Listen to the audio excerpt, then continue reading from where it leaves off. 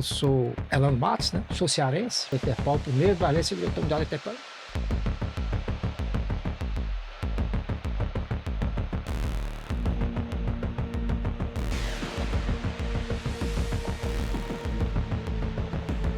Fala pessoal, tudo bom? Estamos mais uma vez aqui no Zero Day Talk e hoje o episódio ele tá de um jeito que, cara, você tem que assistir. Mas antes disso eu quero que você dá um like aí, se possível, se inscreve no canal, ajude a gente a manter esse projeto que a gente quer trazer ali várias linguagens voltado para a área da cibersegurança, tanto para CEOs, CTOs, C-levels no geral, mas também com um pouco ali de techniquez, tá? E hoje vamos fazer uma parada meio diferente. Hoje estamos com uma pessoa que é referência não só brasileira, mas também mundial. Eu vou falar um pouquinho dele aqui, eu até botei na colinha aqui, porque é muita coisa que a gente tem que falar desse cara, tá? E para me ajudar nesse desafio, eu tô com o Gustavo aqui, Castelo Branco, tá? Que o desafio é grande, vocês vão ver o tamanho da experiência e o tanto de história e o tanto de técnicas que possam ser usadas, tá? Só para vocês terem aí um detalhezinho, o cara foi simplesmente ali diretor forense da Interpol, tá? Então, vamos lá. Eu tô falando hoje do professor doutor José Elano Matos Nogueira, tá? Professor José, por favor, conta pra gente um pouquinho do seu currículo, tá? Eu sei que é extenso, faz inveja. Cara, eu olho pro currículo desse homem, na minha idade hoje eu já fico assim, cara, era pra eu ter estudado desde o maternal pra conseguir chegar onde esse cara chegou. Né, cara? Vou demais, perdi tempo demais. Por favor. Primeiramente, obrigado a todos pelo convite. É um prazer estar aqui no Zero Day Talks, né? Poder passar um pouquinho da experiência, do conhecimento. Também, de repente, até divulgar, engajar algumas pessoas para que ingressem nesse universo da cibersegurança, né? E hoje com bastante inovação. Então, falando um pouco de mim, eu sou Elano Matos, né? Eu, na verdade, sou cearense, mas já andei por esse mundo todo aí, mas comecei escola pública, viu?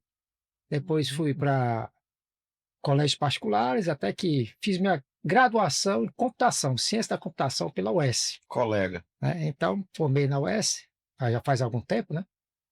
E sempre voltei muito para a parte de pesquisa e inovação, né? Sempre gostei muito de pesquisar e buscar novos desafios. Então, voltei muito o meu currículo para a parte de tentar fazer pesquisa científica. E com isso eu fui direto para o mestrado. Fazer o Mais na mestrado. área acadêmica, né? Não, mais na área acadêmica, inicialmente mais na área acadêmica. Então, desculpe, o senhor pensava em seguir uma carreira acadêmica, Exatamente. longe da ação. Era longe, era, exatamente. Mas com o tempo, né, as trilhas, né, do universo se colocam em caminhos diferenciados. Uhum. E sempre voltei mais para a área acadêmica. Fiz o mestrado em inteligência artificial há muitos anos atrás, quando não estava na moda, né? Quando foi isso? Em 1994 eu terminei o mestrado em inteligência artificial. Então, Então, tempinho você já tava. na PUC do Rio, onde eu trabalhava com planning, né, que é conhecimento de planos, geração e conhecimento de planos inteligentes. O senhor terminou o mestrado em inteligência artificial numa época em que a internet ainda não era universal. Não, a internet ainda estava brigando para se estabelecer comercialmente. Eu tô dizendo isso para as pessoas terem um paralelo do tamanho do negócio. Exato. 96, mais ou menos, 97, foi que deu uma turbinada a internet, chegaram mais nas universidades com certo poder e começou comercialmente. Mas eu estou falando de 94, né? Uhum. Mas foi uma época muito boa, porque a gente estava criando novos produtos, serviços, vendo aonde a IA ia avançar, né? Algumas barreiras que a gente tinha antigamente, inclusive relacionadas a hardware, a software, a gente foi vendo ela avançar, né? Ou seja, as barreiras foram quebrando e a IA avançando. Então hoje nós temos aí várias ferramentas aí maravilhosas, e a gente fala daqui a pouco dela, acho que é algo que não dá mais para a gente deixar de lado. Você, como profissional, seja qual for a sua área, você tem que utilizar a inteligência artificial a seu favor. Não estou dizendo que ela vai lhe substituir, mas você tem que utilizar para que ela ajude no seu trabalho. Então, fiz meu mestrado em 94, voltei, fiz concurso para a Universidade Federal do Ceará, Universidade Estadual do Ceará, passei nas duas e fui professor da Universidade Federal Estadual como professor substituto. Aquele concurso para temporário, né? Aí, enquanto isso, sempre na área de inteligência artificial, né, dando aula de inteligência artificial. apareceu a oportunidade de concurso para professor efetivo na Federal do Rio Grande, no Rio Grande do Sul. Aí já era professor efetivo. Aí eu pensei, né? É longe, mas a gente tem que ir para onde a maré está levando. Lá tinha um concurso para professor também na área de inteligência artificial. Eu fiz o concurso e passei. Nessa época eu passei, fui para lá, virei professor efetivo. Não, agora que eu estou longe de casa, mas estou efetivo aqui, né? Professor efetivo da Federal e tal. Vou sossegar. Tava bem, vou sossegar, mas sabendo que eu sempre tenho uma coisa em mente, uma curiosidade, viu, Gustavo? E Jota? Que eu sempre tive. Eu sempre quis voltar para o Ceará. Você vai ver quando eu o mundo todo, mas meu pensamento foi sempre voltar para o Ceará. Aí eu digo, eu vou fazer esse concurso aqui, mas vou esperar abrir o concurso no Ceará, ou na Federal, ou na Estadual, para eu fazer o concurso e voltar. E nesse íntere, abri o concurso se não me engano, foi em 97, ou foi em 96, ou foi em 97. Foi para a UES, também na área de inteligência artificial. Aí eu disse, rapaz, sabe uma coisa? Eu vou fazer esse concurso, né, para voltar para minha terra. Claro que tem outros concorrentes, mas eu sempre tive uma coisa em mente, eu só sou um, só preciso de uma vaga, né? Sempre foi assim. Os outros que brigam pelas outras. Eu vou nessa aí. Não quer dizer que eu vou passar, mas eu estudo para pegar aquela vaga. Realmente passei também, eu voltei lá no Rio Grande do Sul também, só tinha uma vaga, passei, né? Todo concurso de professor sempre foi uma vaga. Aí cheguei lá voltei para a UES, né?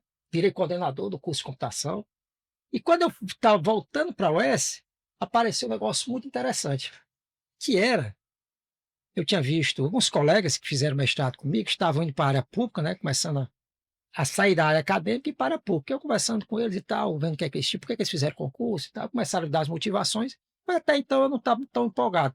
Aí eu vi um concurso muito interessante, que era da Polícia Federal, para ser um perito criminal especializado em combater os crimes cibernéticos e os crimes por computador. Né? Prender hackers, mesmo criminosos de uma forma geral, que os dispositivos computacionais. E, rapaz, isso é interessante, porque Isso em que ano, professor? isso aí foi em 97. Aí eu vi que teve esse edital, e eu estava voltando para a UEST a passar no concurso. Aí eu pensei, né? Eu acredito que isso é uma área interessante para eu trabalhar, porque eu sempre gostei de ajudar, né? Gosto de ajudar as pessoas e vi que eu vou trabalhar, vou ser um policial, obviamente, mas vou estar com aquele foco no combate ao crime cibernético e usar meus conhecimentos para poder, aí de repente, prender um bocado de criminoso, né? Combater, né? Combater. Então, ajudar também na prevenção, não só combater, mas prevenir para que o crime não aconteça, né? E deu certo. Passei no concurso federal. 97 foi edital, o concurso foi em 98, né? E em 99 eu assumi na Polícia Federal. Então, comecei lá como perito criminal, né? Na área de combate aos crimes cibernéticos e crimes de computador, em Brasília, né? Passei quase 8 anos em Brasília, mas sempre pensando, eu vou voltar para Fortaleza ainda um dia. Então, teve uma oportunidade, depois desses 8 anos lá em Brasília, que abriu vaga, se existiu um núcleo de crimes de computador em Brasília. Por sinal, foi o primeiro núcleo de combate aos crimes de computador de uma polícia brasileira, que foi na Polícia Federal. Começou em 97, 98. Então, eu disse, ó, vai abrir vagas para o Ceará, para outros estados, porque vamos descentralizar esse combate, para não ficar só o grupo em Brasília. Aí, como abriu para o Ceará, não, então, vou voltar para minha terra, né? Nada mais natural. Aí voltei para cá, e nessa minha volta eu tinha trabalhado em muitas missões na Polícia Federal. Então, como nós éramos poucos, na verdade, no início, eu acho que nós não chegávamos a 10, por cobrir o Brasil todinho, eu era um dos 10. Então, eu viajei muito, peguei muito know-how e muitas operações, e na época eu era solteiro, então alguns eram casados. Então, eu que viajava mais, um dos que viajava mais, né? Porque tinha menos restrições, né? E eu disse, não, pode colocar nas missões aí. Eu vou. Até porque a missão dada é a missão cumprida. Eu vou lá resolver a situação. Porque o comando dos casados é diferente, né? É diferente. A hierarquia Muda, a hierarquia muda, né? Então eu peguei, eu pensando, né? Disse, pode me colocar nas missões, mas vou para o Ceará. E se beneficiou desse. Aprendi muito, viu? Por muito tempo, porque todo tipo de crime, hoje, naquela época já, todo tipo de crime tem algum dispositivo computacional, um celular, um computador, um desktop, um notebook. Hoje com muito mais ferramentas, mas naquela época já tinha também. Eu imagino que naquela época deveria ser muita falcatruas do tipo de forjar documentos, esse Tinha tipo de coisa. muito forte. Porque nessa época ainda a conectividade ainda era precária. Era nessa área, viu, Gustavo? Falsificar documentos, mas também tinha muito, como a Polícia Federal envolve com os crimes federais, com as leis federais, Então tinha muito desvio de recurso público, lavagem de dinheiro, sonegação fiscal, crime contra a ordem tributária, né?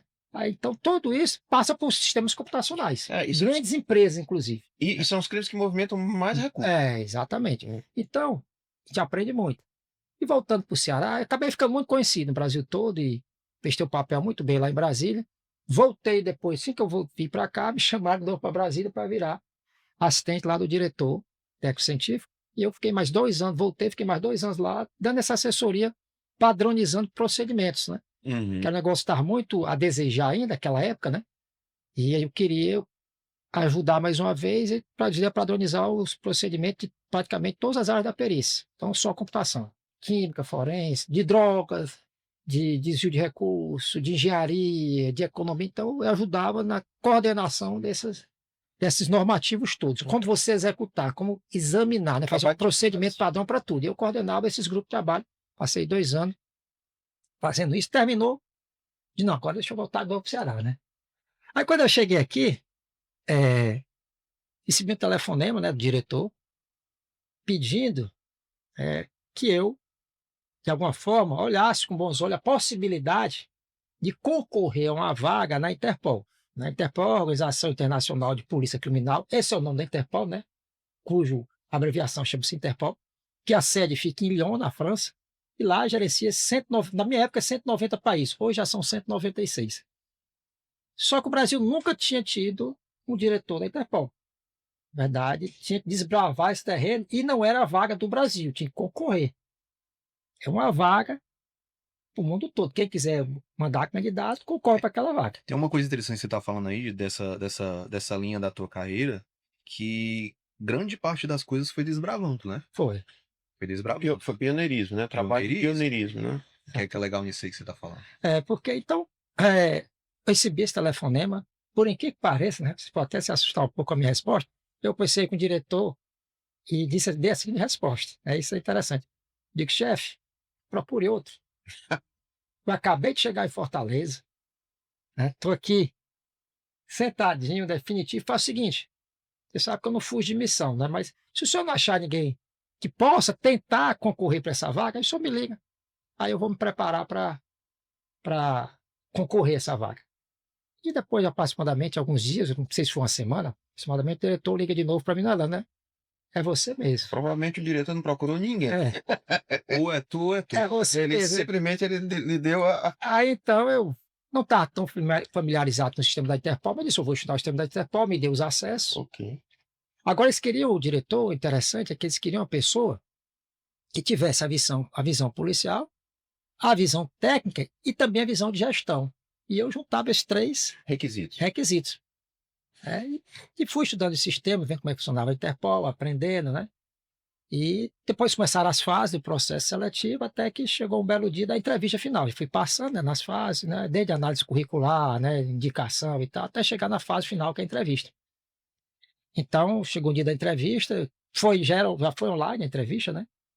Até existia a possibilidade de ir para lá, mas o Brasil preferiu que eu fizesse online, mesmo por questão de custo, né? Se tinha possibilidade, né? Tá certo, eu fiz online.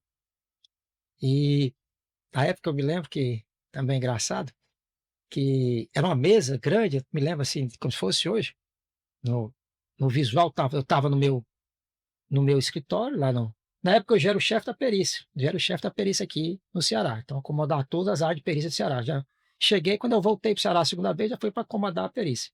Tinha que é uma criminalista, né? Era o chefe da criminalística.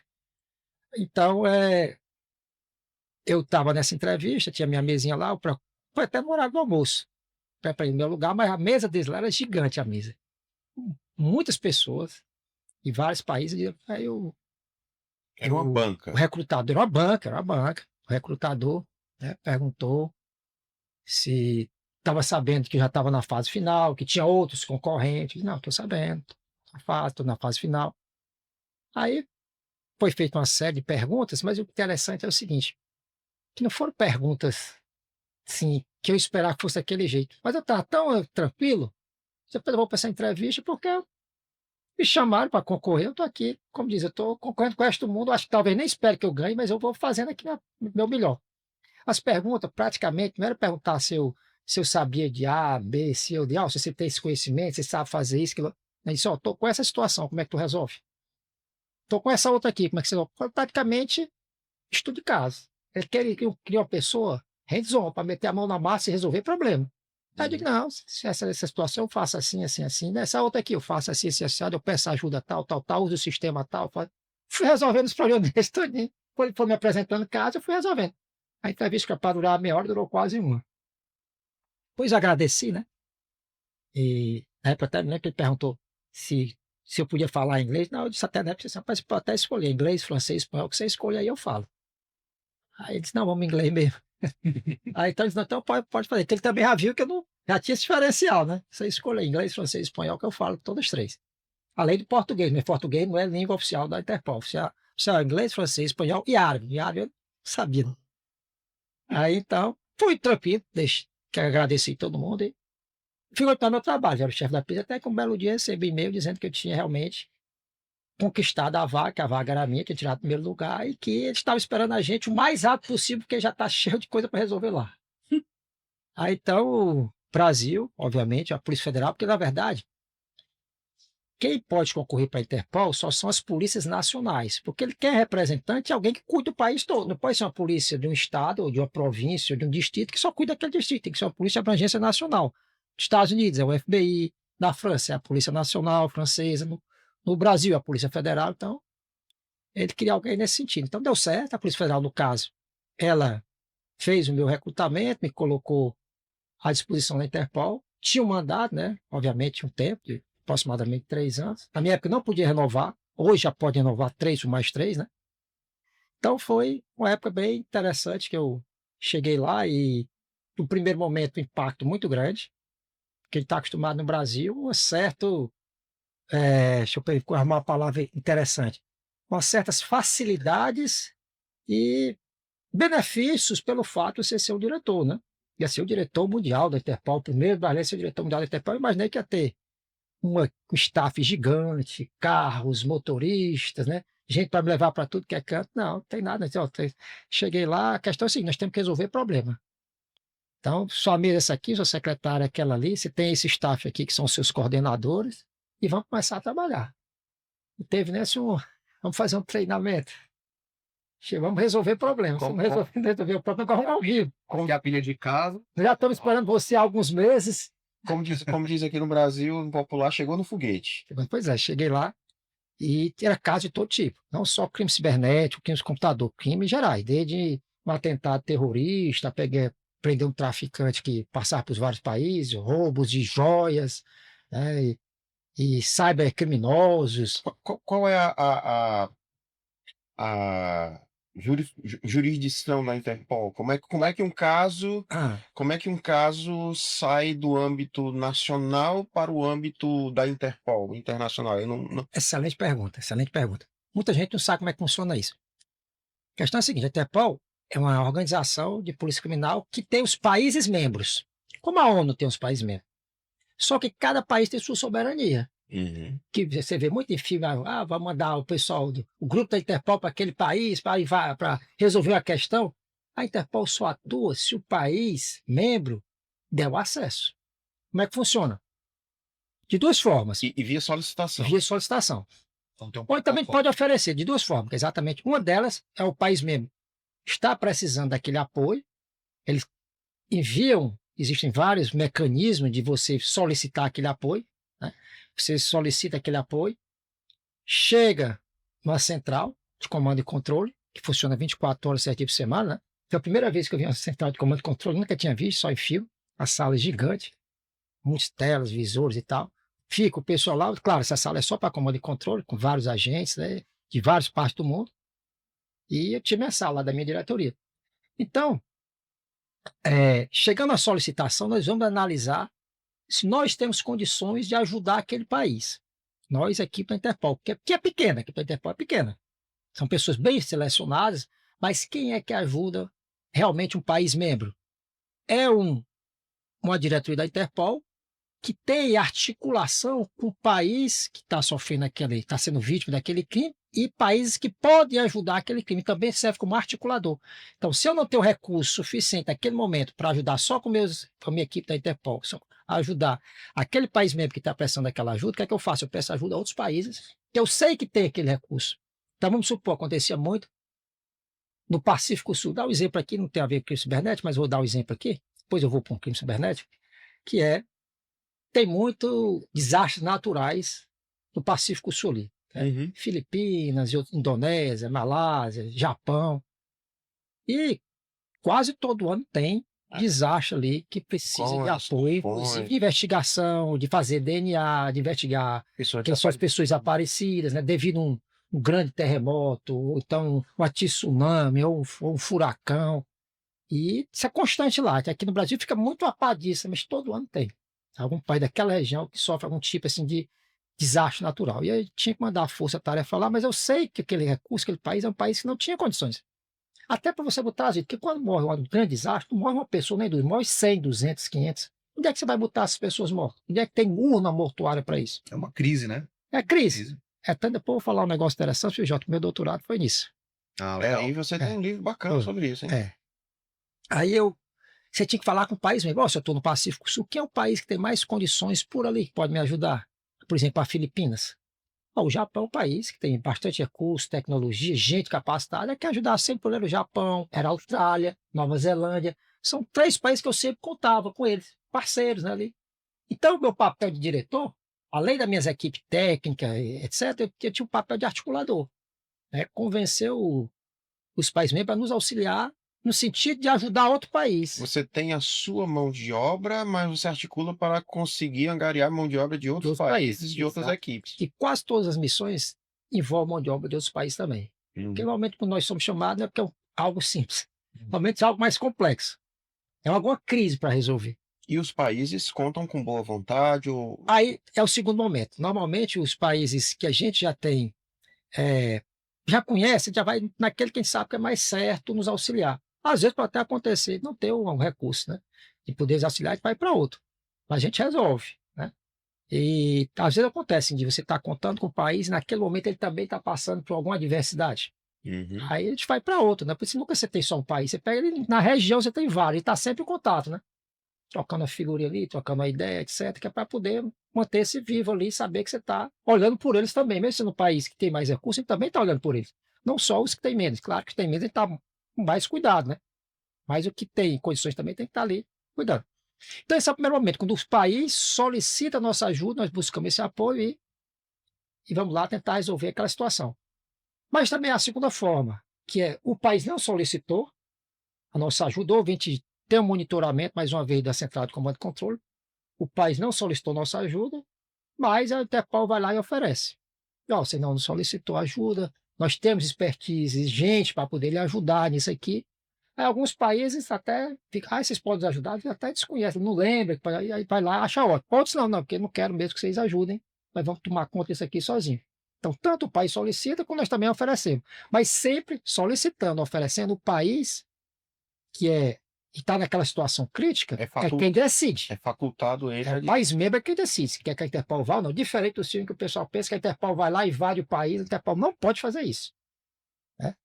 Tem que ter, todo país tem a sua soberania. Só quando eles aceitam, aí sim, aceitam, né? Aí nós podemos atuar. Então, foi basicamente na Interpol, passei esses anos lá, mas os primeiros anos, não anos, mas os primeiros meses foi muito difícil, porque era muita crise para resolver, muitas situações, né? Desde, como eu falei, o caso de um desastre até um grande ataque cibernético. Naquela época, nós não tínhamos unidade, uma central específica de crimes cibernéticos e crimes digitais. Mas nós estávamos criando em Singapura. Isso foi em que período? Isso aí foi 2012.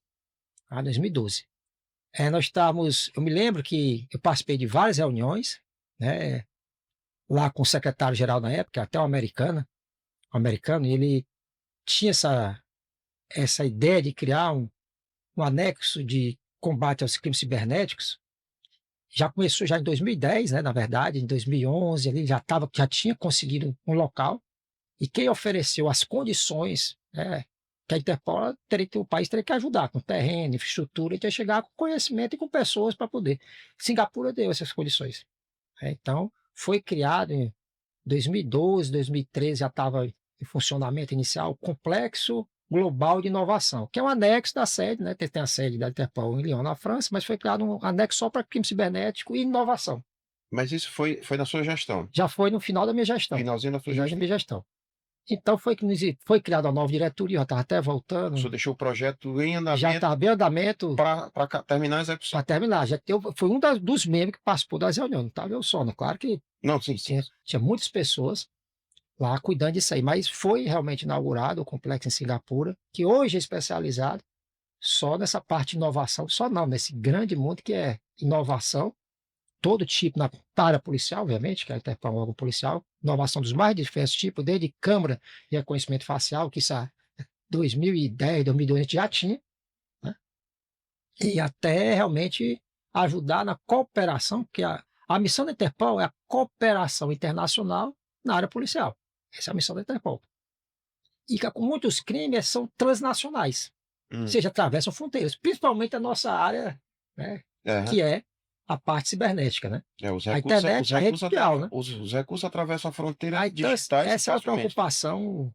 Você vê como o secretário à época tinha uma visão muito boa, né?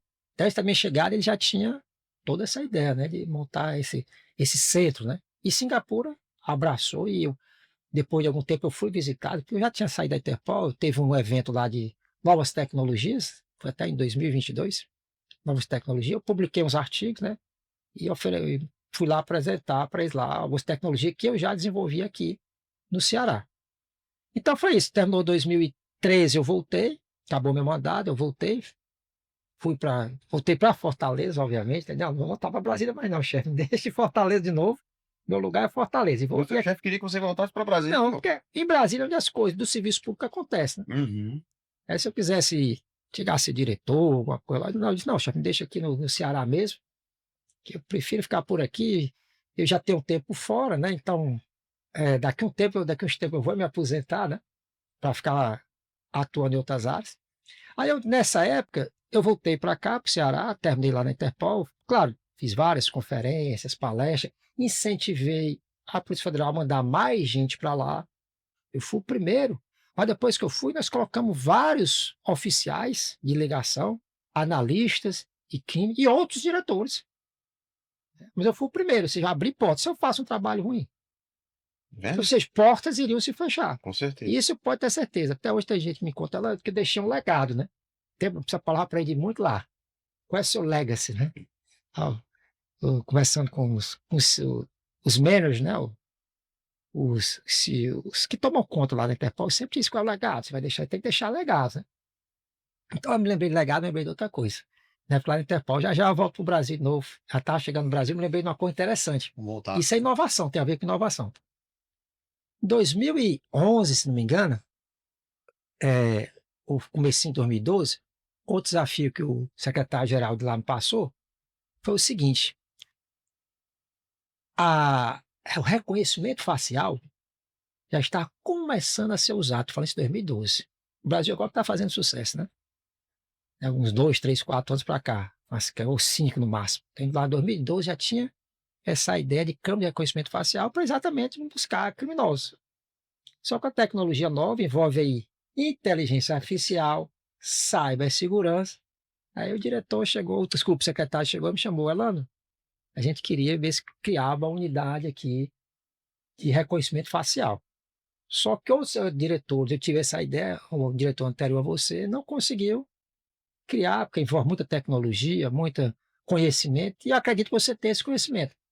Não, eu digo, ótimo, até realmente eu tenho esse conhecimento aqui, conheço bem, né, a minha área, inclusive, antes de estar na polícia, era inteligência artificial, conheço bem, sei as limitações, naquela época tinha muitas limitações, muitas, só quem tinha alguma coisa já desenvolvida era o FBI, em termos de polícia era o FBI, era o Japão já tinha alguma coisa, a Austrália também, a Inglaterra, a França muito incipiente ainda, muito no início ainda, mas já tinha uma grande empresa que já estava bem avançada, francesa inclusive. Então, eu disse, ó chefe, a questão é a seguinte, secretário, né, o secretário, a questão é a seguinte, dá para o desafio grande, você sabe que meu período aqui é curto, né, porque infelizmente o Brasil só me deixa eu ficar aqui no máximo tantos anos, 3 anos, né, e não tenho renovação, não sei se eu consigo fazer isso já tinha se passado, acho que mais ou menos um ano, só tenho 2. Aí, mas quais são os recursos que você me dá? Mas quais são os recursos que você vai me dar aí para a gente desenvolver essa unidade, criar tecnologia, arrumar gente, que eu tenho que cooptar a gente também, né? Trazer policiais, e se for o caso, algum terceirizado, mas no caso era muito sensível, essa área tem que ser policial mesmo. Ela não é o seguinte, eu só tenho a ideia, o resto é tudo contigo. Tem que arrumar dinheiro, tem que arrumar recursos, tem que arrumar tudo. Eu te dou a ideia e Aí, faz o resto. Eu não dou nem a ideia, né? Dou a vontade, né? Eu tenho vontade. Você aí entra com tudo, você arecei, né? Você me apertou, você me abraçar, né? É verdade. Aí eu digo, não, mas eu vou ver o que eu vou. Se eu me dar carta branca, eu vou visitar alguns países, vou conversar com alguns gestores, vou ver as tecnologias que eles têm, né? Principalmente esses países que eu acabei de citar.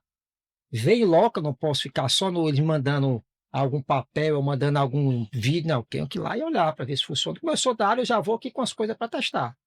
Eu sou dessa área, né? Então o cara não vai conseguir passar a perna em mim. E a Interpol tem um negócio muito interessante, outra coisa que eu aprendi lá.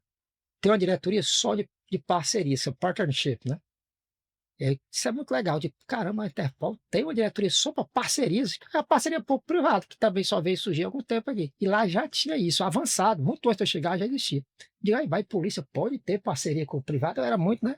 Centrado ali no. Não, a polícia não vai com a empresa privada, mas não, você tem que ter as cautelas devidas, né? Ver quem você vai fazer a parceria, mas tem que ter a parceria público-privada. Para poder as coisas avançarem, investimentos entrarem, tecnologias novas entrarem. E ele só, você está aí do seu lado, você tem a parceria, a diretoria de partnership, e você veja o que você faz. Sei que nessas idas e vindas, antes de eu sair, bem antes de eu sair, eu já tinha conseguido fazer algumas viagens, já tinha descoberto algumas empresas e alguns países que tinham tecnologia e consegui criar nessa unidade de reconhecimento facial. E antes de eu sair, ainda deixei meu legado grande lá, viu? Porque além de cuidar de toda, trabalhar bem no primeiro momento para todo tipo de crise, como eu falei, de um terrorista, né? Tem até outros casos interessantes, até mais engraçados. Até a parte cibernética, sempre atuei muito focado, né? E pensando, me lembrava o tempo todo daquele filme Tropa de Elite, porque no primeiro momento foi muito difícil. Porque era muita crise para resolver, e treinamento, praticamente nenhum, você estava ali para resolver o problema. Por isso que ele quer um cara, uma pessoa que seja muito bem capacitada. Ele não tem que ficar perdendo tempo ensinando como é que resolve as coisas, não. Mas mesmo assim, eu pensava, rapaz, será que isso aqui não é um teste? Eles querem que eu saia? Eu me lembrava do filme Tropa Elite, que diz assim, pede para sair, né? Pede para sair, porque brasileiro, novo, já era diretor, eu era novo naquela época, mas bem mais novo. E já no nível sênior lá, cheio de bronca para resolver. Um país que é subdesenvolvido, que é o nosso. Resolver problema do mundo todo. Aí eu disse, rapaz, e era problema chegando todo dia. Todo dia eu sabia qual é o problema grande para resolver. Porque crise era todo dia. Meu trabalho é resolver crise. Qual é o maior, das crises maiores de hoje, qual é que eu vou resolver? É uma pessoa que já chega jogando, né? Já. É. A Aí bola pra jogar no campo. pronto para Tem que trabalhar. usando a metáfora do futebol, tem que jogar já com condicionamento, chegar no clube com condicionamento físico Perfeito. perfeito. Porque Não, não tem. chega quarta, joga sábado.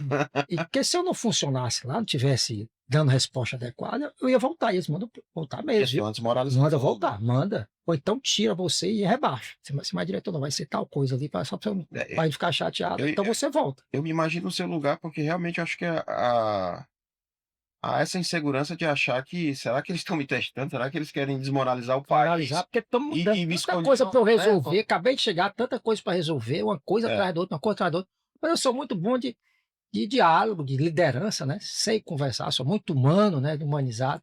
Mesmo aquele que inicialmente ficasse com o pé atrás para mim, a gente sabe trazer, liderar, na hora de falar forte, fala, na hora de chamar para conversar, chama, na hora de dar os parabéns, né?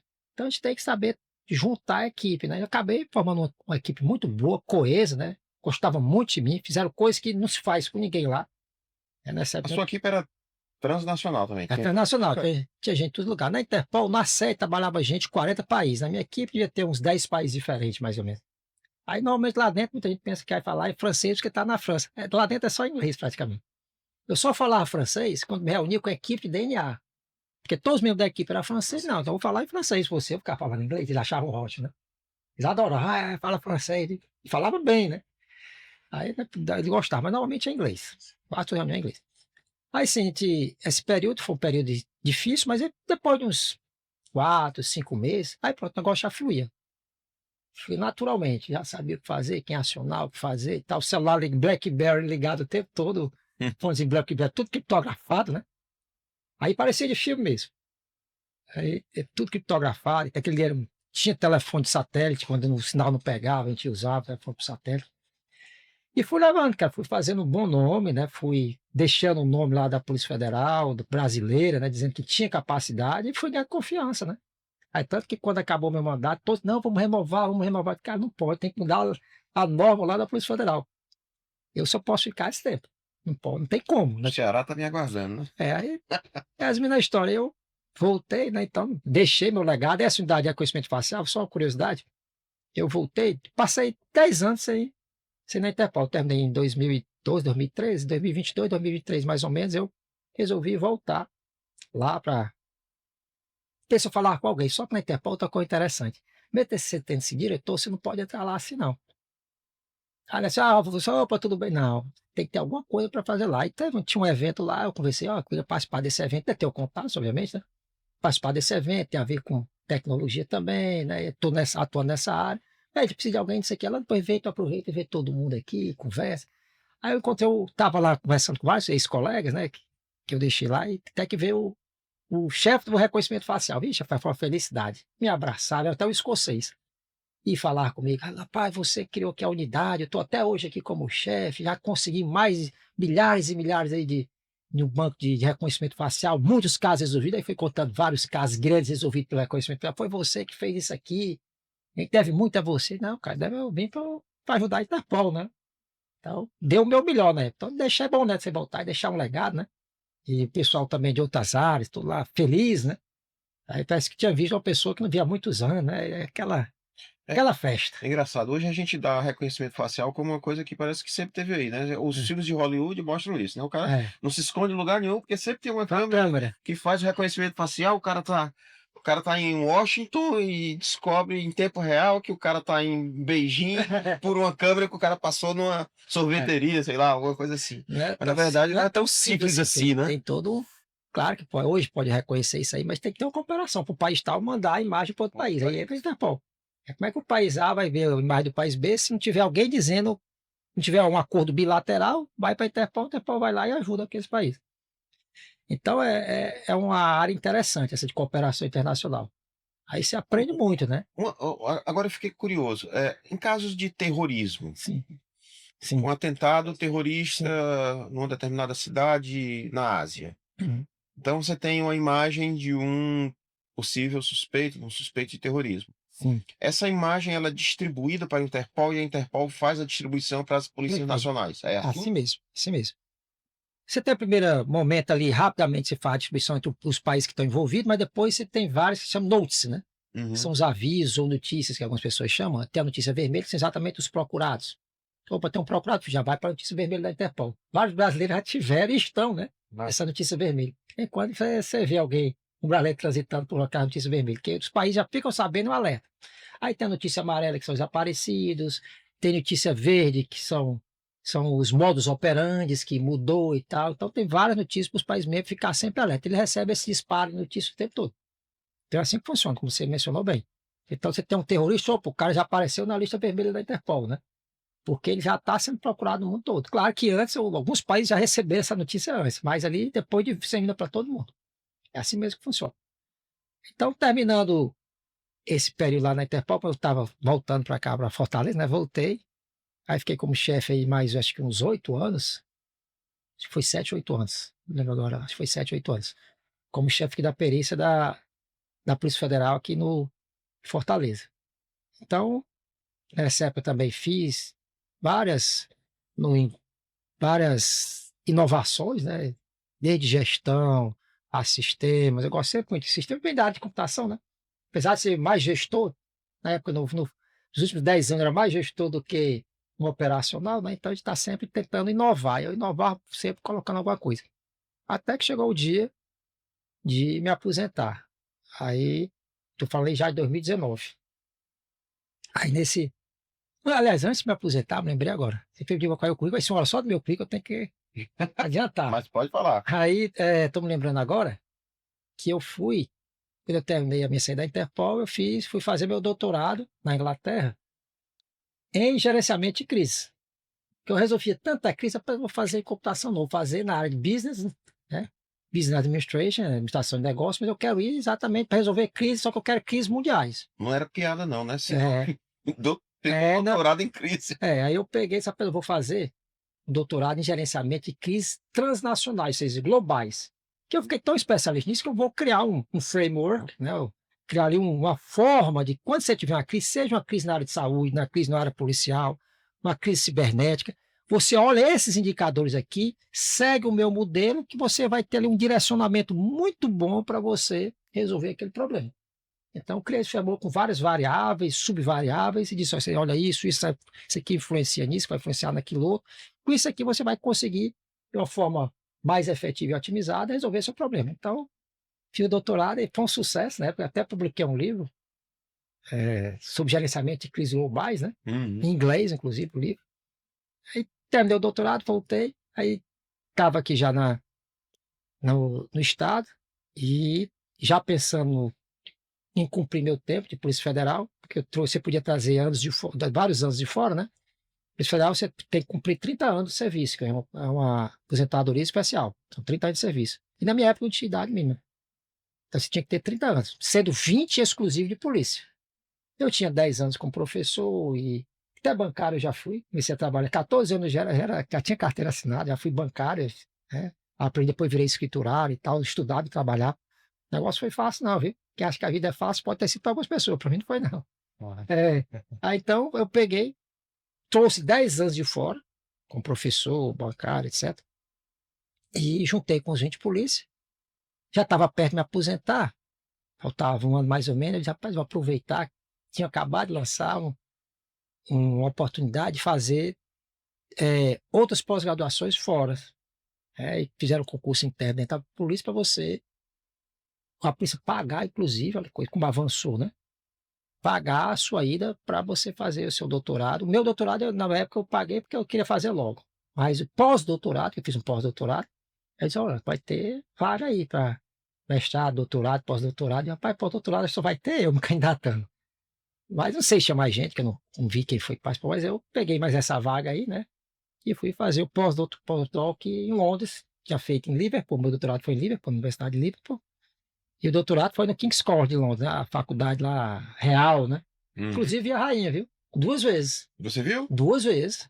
Eu estava lá na minha salinha lá. Lembro que uma vez eu estava na minha salinha e vi uma multidão lá embaixo. Minha salinha tinha uma pista muito boa, muito bonita, o King's College. Aí vi uma multidão lá embaixo. Aí eu: "O que será que está acontecendo?" Estava quase na hora do almoço, eu almoçava dentro da faculdade, né? Aí desci, eu perguntei às pessoas: "O que é que está acontecendo? Tem tanta gente assim." Eu já estou alguns meses, estou aqui, nunca vi tanta gente assim. "Não, porque a rainha está vindo aí, porque ela vai participar de um evento." Eu disse: "Já que eu estou aqui, eu vou ver, né?" Tem gente que passa a vida toda e não vê a rainha, né? Vou aproveitar. Mas eu até brinquei: "Sabe que ela veio, se ela quiser, eu tenho uma rapadurinha ali para ela, ali, sabe que tem uma rapadura, eu tenho na minha sala." Aí ela passou, realmente, claro, em pé, viu? Já tinha uma certa idade, mas em pé, andando, não queria nem que ninguém pegasse a mão dela, né? Fui lá, com a princesa do lado, o outro fui lá pro evento. Aí outra vez ela também foi lá para outro evento lá, foram as princesas também, num evento lá de acadêmico, profissional, ia ter muita questão do lado humanitário, né? Então foi lá É. também no King's College de novo, então cheguei a ver 2 vezes ali. E no King's College, qual foi sua tese de pós-doutorado? Ah, o pós-doutorado foi interessante também. Pós-doutorado já foi o seguinte: mesmo o doutorado, apesar de ser gerenciamento de crise, eu joguei um sistema de inteligência artificial dentro do framework. Minha tese não era de computação, mas eu criei o modelo de administração, né, de resolver as crises, e eu aproveitei e criei uma ferramentazinha de inteligência artificial dentro desse gerenciamento de crise. Eu até usava o web semântica e ontologias, né, que eu acredito para missões críticas. Eu já tinha feito os artigos sobre missões críticas, eu fiz uma adaptação para gerenciamento de crise. E o pós-doc foi o seguinte: eu imaginava assim: "Rapaz, eu já ajudei o mundo todo, acho que está na hora de eu ajudar o Brasil, né?" Então, para eu fazer o pós-doc, é o seguinte: quando eu gerenciei crises no mundo, agora é hora de ver as crises no Brasil.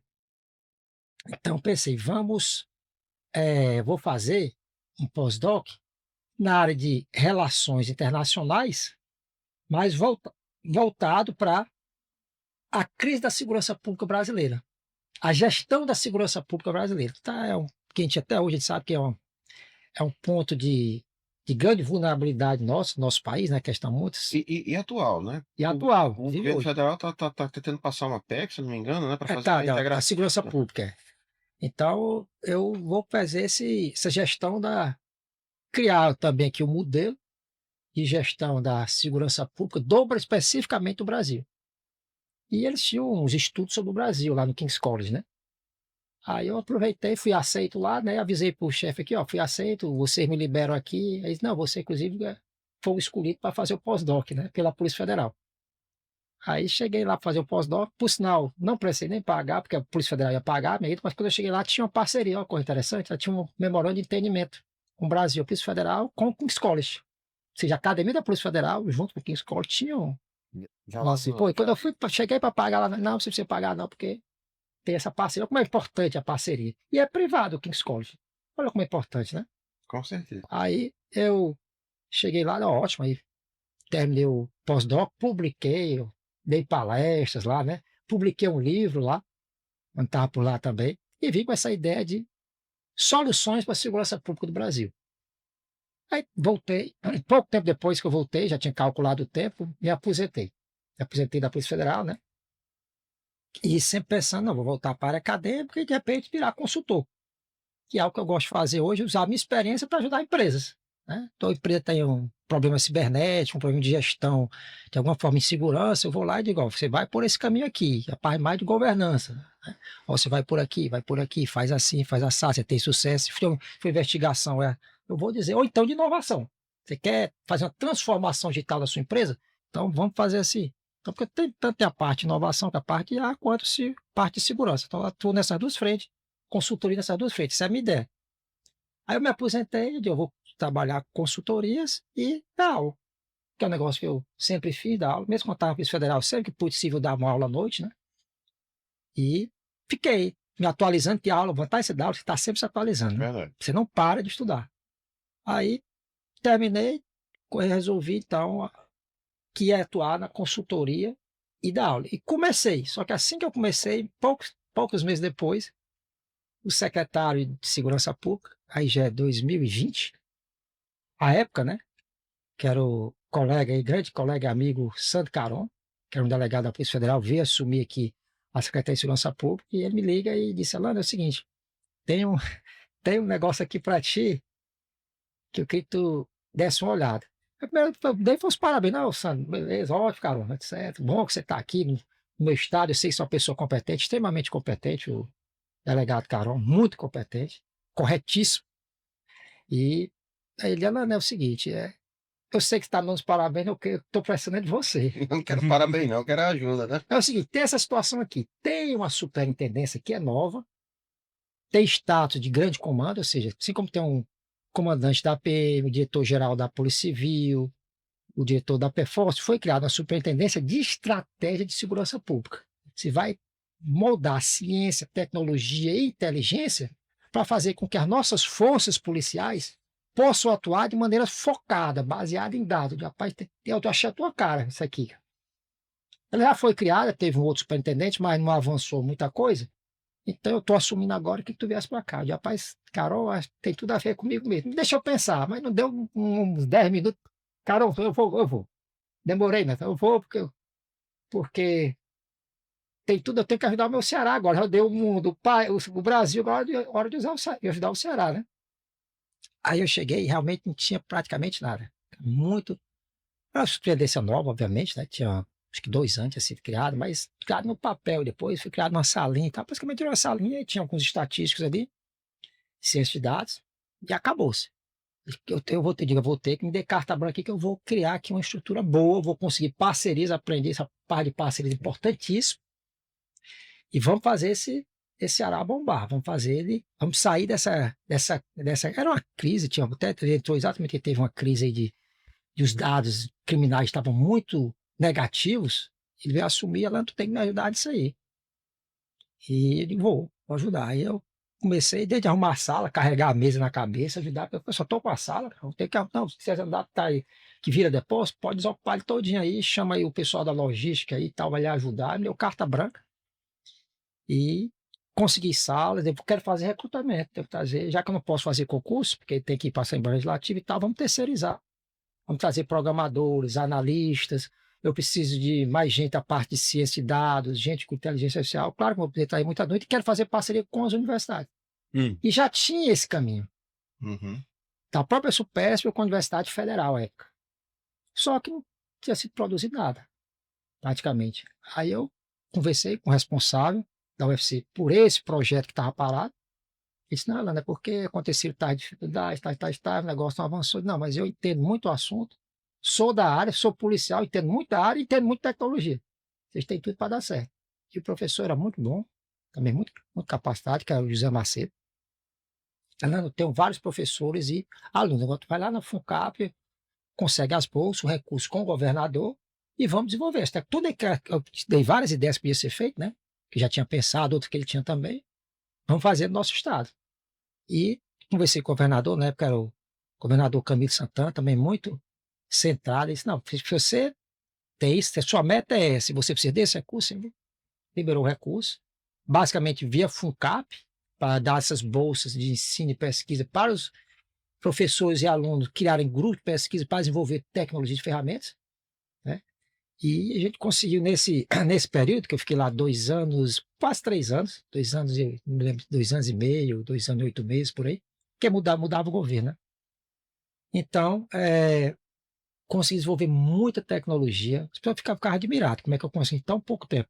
Veio gente de São Paulo, da Bahia, Rio Grande do Sul, entender como funciona tanta tecnologia que a gente criou aqui. Como era o segredo? Disse, cara, primeiro o segredo é o seguinte, eu estou usando recursos, eu não tenho recurso humano suficiente. Eu estou usando recursos, onde é que está o cérebro pensante de todo local do mundo? É nas universidades.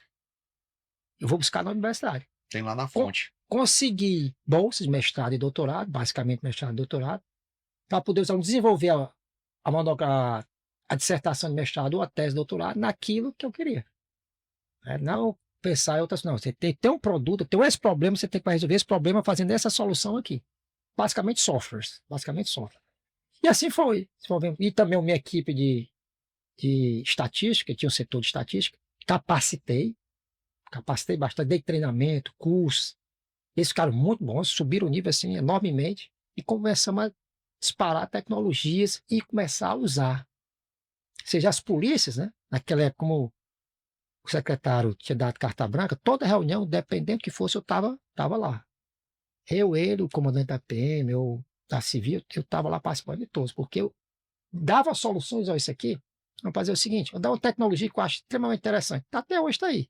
Meu legado está gigante aí na chamada SUPESP, que é Superintendência de Estatística, Pesquisa e Estratégia e Segurança Pública. Superintendência, Pesquisa, Estratégia e Segurança Pública, SUPESP. Se entrar na página lá, tecnologia, você vai ver várias tecnologias. Todas que estão lá foi durante a minha gestão. Todas. Né? Até hoje, eu acho que não fizeram mais nenhuma nota, mas eu não vi. A questão é a seguinte, desenvolvi tecnologias, vou dar só um exemplo de uma. Uma coisa que me chamava a atenção é o seguinte, olha, o crime acontece em determinado momento, eu queria saber a hora e o tempo do crime e o local. Os dados estão nos sistemas. Quando você liga para o 190, quem fica registrado? O telefone tal ligou, a ocorrência foi no lugar tal, era de um crime tal, foi na hora tal, no dia tal, na rua tal. E está tudo lá. É um data lake. Eu precisava de um Big Data para poder fazer uma busca, né?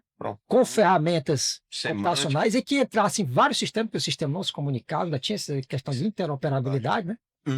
Disse, não, vamos. O pessoal da TI, da Secretaria de Segurança Pública, ficou muito também ao meu favor, porque vi que era uma pessoa que queria resolver as coisas e tal.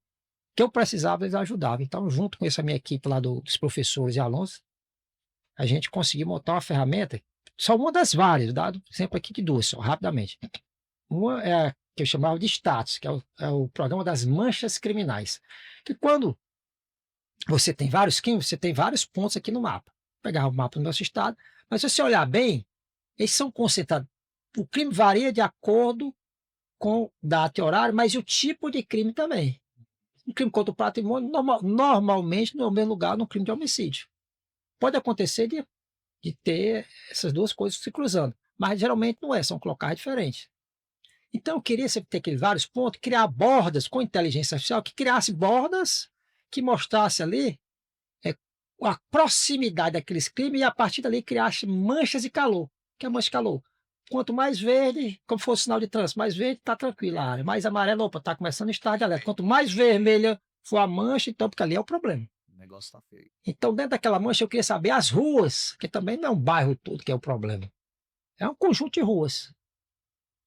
Aí, então, a gente criou essa ferramenta onde ele mostrava no visual esse mapa do calor, dizendo, inclusive, mostrava o geral, depois ia para o específico e distribuía para a PM, para civil, para bombeiro, cada um nas suas áreas, né, de negócio, e dizia, ó, o crime tal ocorre nesse dia da semana, nesse horário Nessa... e nessas ruas aqui. Então você faz um policiamento mais efetivo. Só para você ter uma ideia, a gente reduziu, se não me engano, em Fortaleza, no primeiro ano, a gente até tinha um apoio financeiro até do Banco Interamericano de Desenvolvimento, com o governador tinha, né?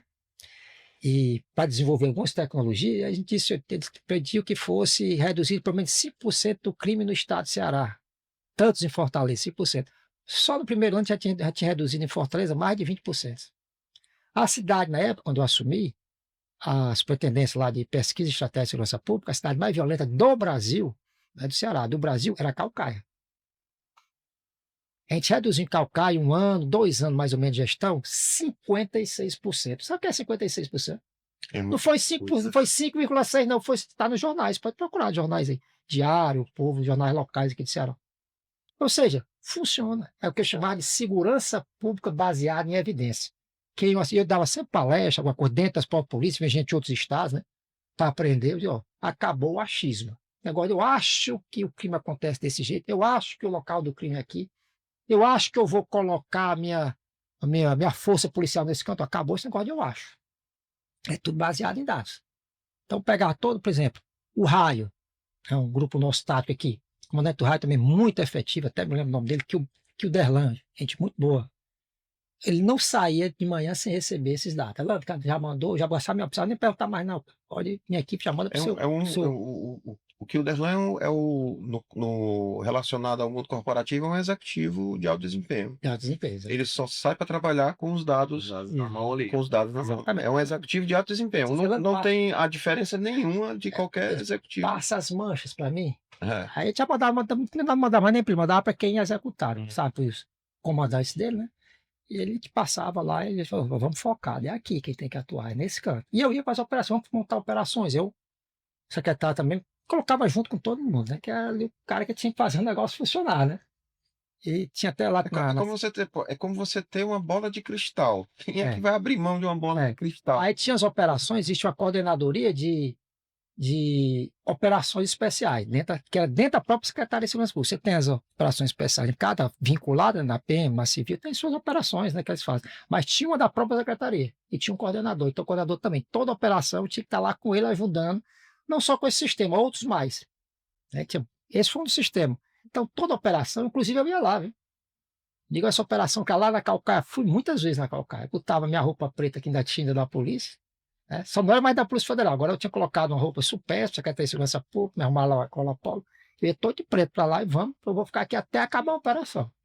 Ver se vocês estão fazendo direito, para ver se o negócio está sendo direito. Ó, passou tantas horas, já saturou aqui, agora vamos para o segundo ponto. Né?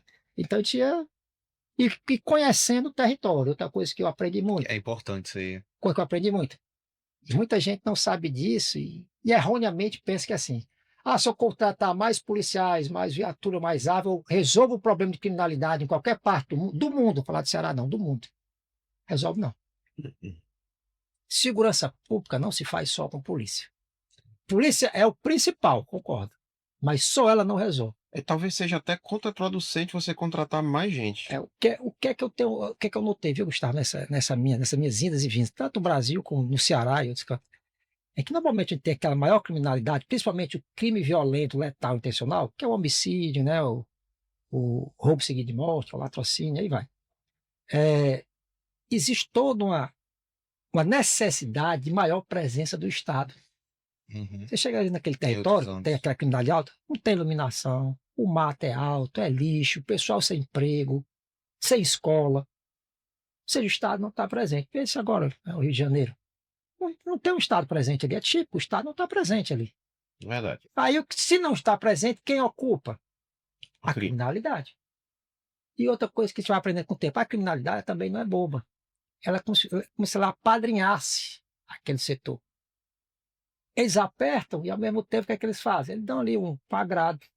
E o cara acaba vendo aqui como fosse uma família, erroneamente vê aqui como fosse uma família, porque o Estado não está presente. Exatamente. Tá vendo? Isso aí são anos que eu estou falando aqui, foram anos, viu, para chegar nessa. E fui visitar a Colômbia, enquanto eu estava na Supesp aqui, teve um evento na Colômbia, que foi muito enriquecedor, fui até com o secretário. Secretário, esse nós temos que ir. Nós fomos chamados para um evento na Colômbia, só de policial, mas vão ter uns estudiosos também, que vai debater vários temas, né, da América Latina, e principalmente da Colômbia. E a Colômbia, não sei se vocês sabem, é um exemplo de combate à criminalidade do mundo todo. É verdade. Você sabe quanto era a taxa de homicídio? Porque a taxa de homicídio é sempre por 100 mil habitantes. Por isso que Calcaia, por exemplo, foi a cidade mais violenta do Brasil. É porque a quantidade de mortes por 100 mil habitantes. Não é porque teve mais mortes que, por exemplo, na capital de Janeiro. Claro que não. Né? Mas por 100 mil habitantes tinha mais. E lá, a Colômbia, a taxa que é estimada pelos órgãos internacionais como a taxa controlável é em torno de 10 mortos, estourando ali 15, mas em torno de 10 é o controlável. O Ceará, à época, quando nós chegamos, era em torno de 30. Quase 3 vezes mais, né? A gente conseguiu reduzir bastante. Mas a Colômbia, na época do Pablo Escobar e logo depois, eles me falaram, a capital, Bogotá, era 90 por 100 mil habitantes. Ali, cartel de Medellín e tal, era 300 por 100 mil habitantes. Eita. E você sabe, quando eu fui lá para esse evento, lá isso foi em 2021, acho. Fui para esse evento da Colômbia. Você sabe quanto é a taxa dele naquela época, lá no Bogotá, que era 90? Não dava 9. O que vocês fizeram aqui? Claro que eu tinha estudado no livro, eu tinha visto algumas iniciativas. De boa parte foi copiada, inclusive no Rio de Janeiro, a história das UPPs, dali colocar um elevador para poder, um elevado para facilitar a vida dos povos. Só que eles não fizeram como devia ter sido feito. Né?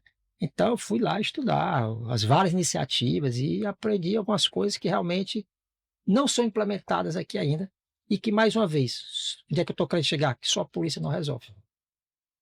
Olha, eu estou conversando lá com os policiais colombianos e tal. Ó, tem a questão da polícia, óbvio que tem que ter. Né? Teve uma limpa na polícia também, questão de corrupção e tal, aquela história toda. Vocês sabem das notícias lá na Colômbia, mas eles também transformaram. Você chega lá na favela, você tem escola, você tem hospital, você tem favela que tem até universidade lá dentro, cheio de startup, microempreendedorismo, né? a pessoa não precisa nem sair. Quem é que vai pro crime, cara, se o Estado está presente ali? É verdade. Claro que ainda existe, mas muito pouco. Para quem tinha 90 cair para 9, para quem tinha 300 cair para 14. O episódio do Rio, já que você citou, Sim. ele mostrou uma coisa, eu até comentei com o Jota esses dias, que se o governo entrar para jogar, não tem graça para ninguém. O problema é que às vezes o governo parece que gosta de perder por WO. O senhor sente isso também ou estou errado? Qual a sua opinião a esse respeito? O que eu vejo tanto os governos, seja municipal, estadual e federal, é uma falta de articulação. Eu chamo muitas vezes, esse meu doutorado, é um tema que eu batia muito, que muitas vezes o que a pessoa chama de crise não é crise, é má gestão. Para ser crise, eu identifiquei 6 indicadores. Você tem que ter essas 6 variáveis, obrigatoriamente. Se isso não é crise, é má gestão. O que eu sinto falta no governo brasileiro, seja estadual, municipal, federal, é a falta dessa articulação para manter todas as áreas de atuação do governo juntas para aquele problema específico. Aí você bota só a polícia e a educação, não tem escola. E o emprego, o cara está sem emprego. E a coleta de lixo que não funciona. Não adianta só botar a polícia aqui, não. Então você tem que atuar junto, articulado. E outra coisa. Outro problema que eu vi. E não são articulação de polícia. Não, polícia não. Tem que ser governo. É governo. Tem que ser governo. Não, polícia não, é governo. Você pode ter, por exemplo, o município contribuindo com alguma coisa, o estadual com outra coisa, o federal, tem que estar os 3 entes federados articulados. Disciplinas diferentes. Cada um dentro da sua competência, mas tem que estar todos articulados, todos. Ah, não, eu sou responsável pela segurança pública, não sei o que, corta o mato que está alto e tem o terreno baldio, a prefeitura, então ela tem que estar junto. Exato. É. Então, tem que ser essa articulação. São dois problemas que eu vejo no Brasil. Aí já foi o pós-doutorado. Doutorado foi para achar esses indicadores aí, um framework. Pós-doutorado e o Brasil. A questão do Brasil, além de isso, aí você vê que a polícia sozinha não vai resolver, tem que ter essa articulação. E outro problema que eu identifiquei, não tem continuidade. Uhum. O Brasil tem muita solução de governo, não tem solução de Estado. Mudou o governo, esquece tudo, ou não segue o que foi programado antes, vai começar do zero, então só continua algumas coisas, outras não continua mais. Ou seja, aquele que estava indo bem, para. Cara, tem que ter política de Estado que vai durar daqui a 10, 20, 30, 50 anos. Como é que vai estar a minha cidade, o meu estado? Isso eu não vejo ainda. O pessoal só pensa em quanto tem meu governo, eu tenho que ganhar a próxima eleição. Não, não pode ser assim. Tem que pensar no médio e longo prazo. Uma coisa que eu vi até conversando com o pessoal de Singapura, que eu fiquei assim impressionado. Eu tive aquela visita lá em Singapura, lá na Interpol, e aproveitei, obviamente, conversei com muita gente que gosta de conversar, conversando com cidadãos mesmo assim na rua, conversei com policiais, obviamente, mas depois conversei com o pessoal no restaurante, os cantos que eu ia, e eu fiquei assim simplesmente impressionado com Singapura. Primeiro que Singapura é um pedaço da Malásia. Ela foi criada, se não me engano, em 1965. Correto. Um dia desse, cara. Você chega lá, cara, tem arranha-céu, a cidade toda desenvolvida, toda tecnológica, tudo funciona, coisa assim de.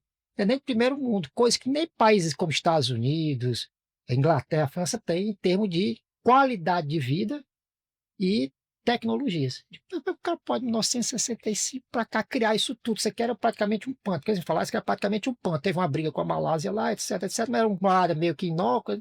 Vamos dar esse pedaço e vamos tomar conta.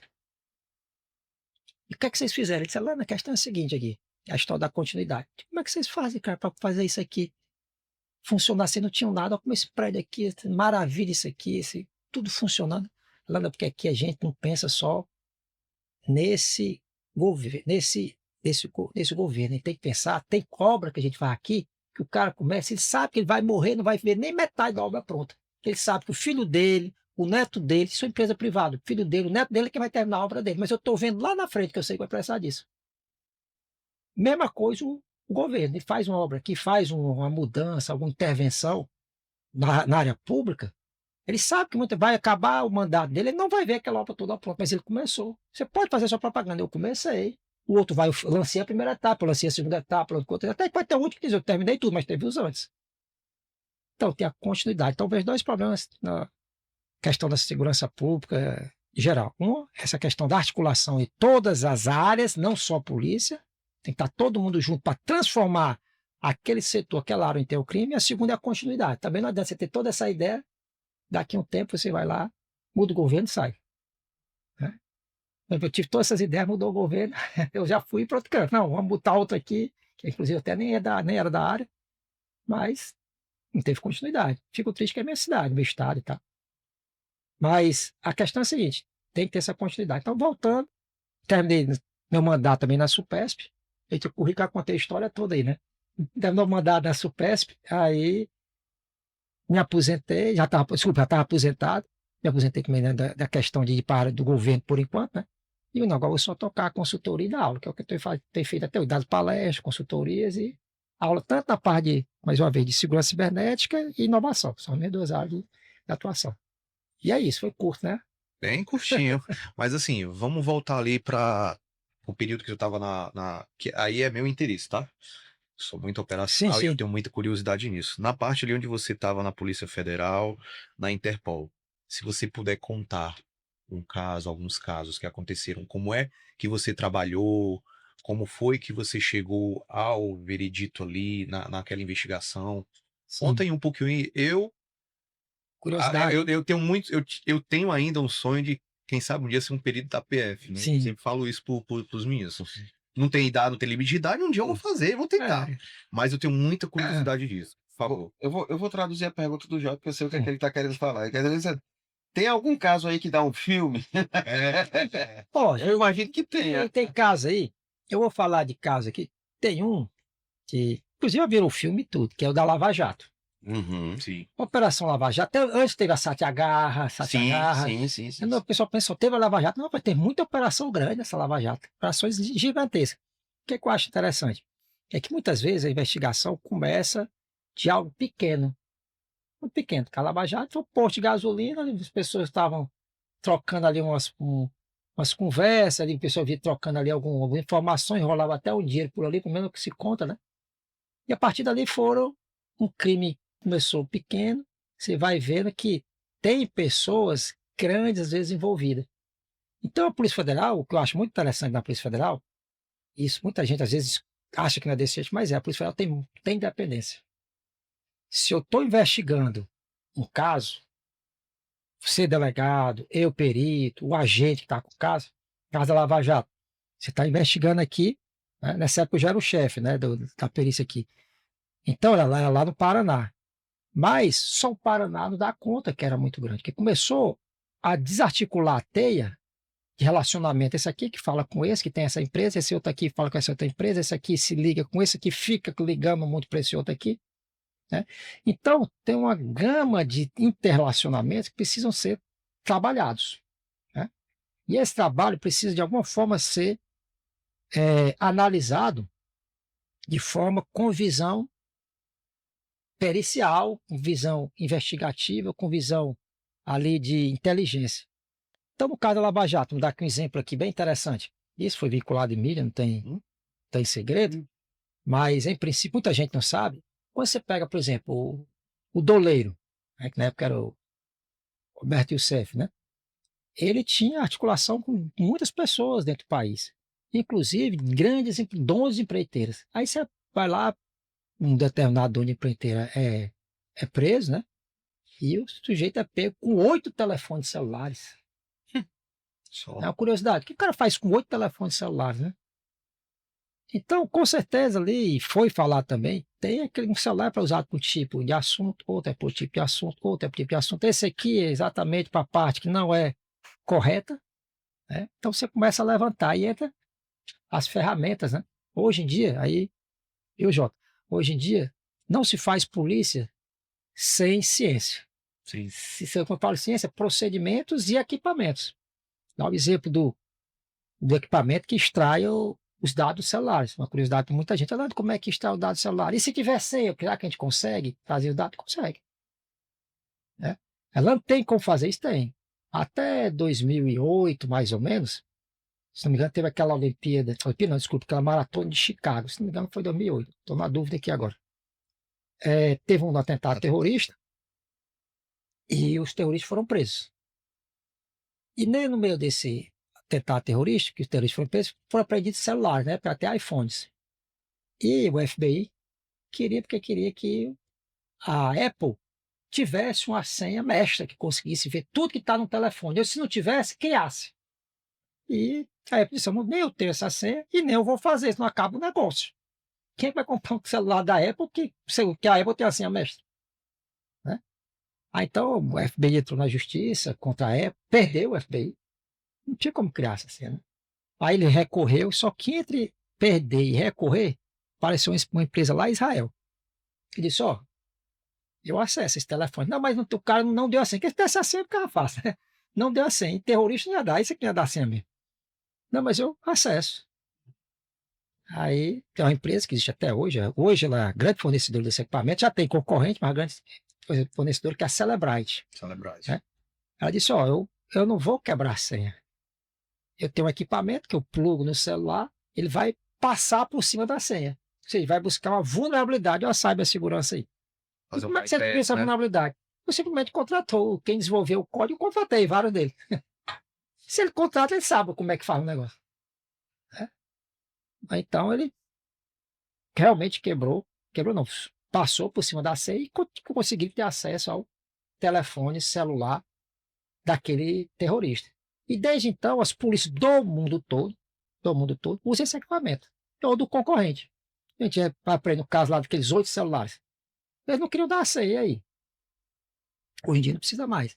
Porque essa ferramenta vai lá, passa pela senha, não vai ficar tentando quebrar, não. Porque se a senha for forte, não vai quebrar. Isso é matemática. criptografado, etc., não vai quebrar, ele vai passar por cima da senha. Ele arruma uma brecha e entra por ali, né?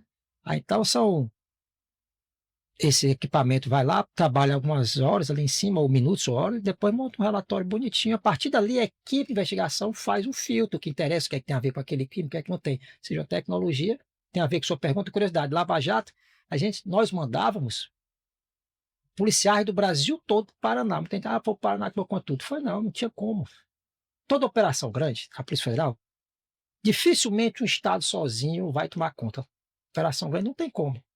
Até por questões até de tirar um pouquinho os policiais daquela região dos holofotes, para não ter pressão de alguma forma, né? Realmente quem toma conta é o chefe da missão, um cara de fora, ou então quem está operando ali vai ser pessoas de fora, e também vão dar aquele suporte. Então, todo mês a gente mandava aqui do Ceará peritos de informática, que é um dos setores que tem mais, um dos estados que tem mais peritos de informática é o Ceará. Porque na época, os concursos, né? Um cearense passa, aí tem muito É cearense. verdade. Aí depois de um tempo voltam para cá, né? E a gente tá sempre, até hoje, né? Sempre ajuda a operação. Envolve informática, o perito tá lá ajudar a força, porque o quantitativo é bom, razoável. Os cearenses são o terror dos concursos públicos Tem no muito Brasil. concurso público. Uma pergunta, uma curiosidade. Eu sei que a justiça, ela permite que a polícia faça, por exemplo, escutas telefônicas, Sim, que é uma coisa do mundo real. Você pode colocar um tap num fio ou numa central telefônica e tudo mais. Mas a justiça permite, por exemplo, que a Polícia Federal, no âmbito de uma investigação, adote técnicas de cibersegurança ofensiva, faça um hacking por exemplo, um man in the middle, ou instale um Trojan numa máquina para capturar dados, sim, enquanto sim. É previsto, a lei permite, a lei permite. Permite que você. Você lembra de algum caso em que isso Não, ocorreu? já teve, Sem saber não, citar o caso, mas já teve caso, inclusive. Eu me lembro que logo no início da minha entrada na Polícia Federal, tinha muita questão de você ter ali desvio de funções, sonegações fiscais, etc., e que envolvia algumas empresas. Então, muitas vezes, você tinha que ir naquela empresa instalar, por exemplo, como você falou, um Trojan, um keylogger, tudo com ordem judicial, obviamente, sempre com sim, claro. ordem judicial. Senhor judicial, eu, sinceramente, nunca vi. Estou falando da boca para fora, não. Na Polícia Federal, eu nunca vi. Tá? Pode acontecer, porque se acontecer, é um concurso Invalida. tão difícil, Daí, vai ser expulso, cara, sumariamente, que a própria corporação, a Polícia Federal, não aceita o cara corrupto, invalida todo o caso. invalida tudo, né? Sim. Então, tudo que se faz com a judicial. Então, aconteceu várias vezes. Então é certo dizer que nós temos hackers do bem, É, outros que hackers sim, com certeza. Todos os peritos criminais da área de informática são hackers do bem. Uhum. Que tem que investigar. Claro que dificilmente é preciso instalar alguma coisa. Normalmente já tem tantas ferramentas hoje muito boas, hoje dificilmente é preciso instalar. Antigamente sim, era mais comum. Hoje não, hoje dificilmente você precisa. É mais escuta ambiental, né? Está no meio ambiente, Uhum. para ver se está tendo alguma coisa. Então, aquilo que você vê em filme, dentro da legalidade, a justiça autorizando, acontecia. E O sistema de DVR. sim, tem que ver, tem que ver. Então você tem que buscar os meios, né? Com autorização judicial, sim. Na época do assalto ao Banco Central de Fortaleza, você estava na Polícia Federal? Não, mas estava na Interpol. Ah, estava na Interpol. Tava, mas eu Mas foi acionado? foi chamado. Lá fora. Perguntou se queria Disse, ajuda, tudo. fique atento, né? Na verdade, eu não fui acionado. A gente ofereceu ajuda. Ah, Na hora daqui, tudo isso soube, vou oferecer ajuda vou oferecer ajuda para o Brasil. Mas não precisou, não aceitaram que não precisava, era um local muito local e tal, não tinha envolvido ainda outros países naquele primeiro momento, não tinha ninguém sair do país. A Polícia Federal estava dando conta plenamente, prenderam inclusive boa parte dos. Depois tem outro caso interessante, foi o assalto do Banco Central. Eles começaram, como eles foram espertos. Vários criminosos acostumados a fazer túneis em presídios para poder escapar, se especializaram em fazer túnel. Então, o que é que eles fizeram?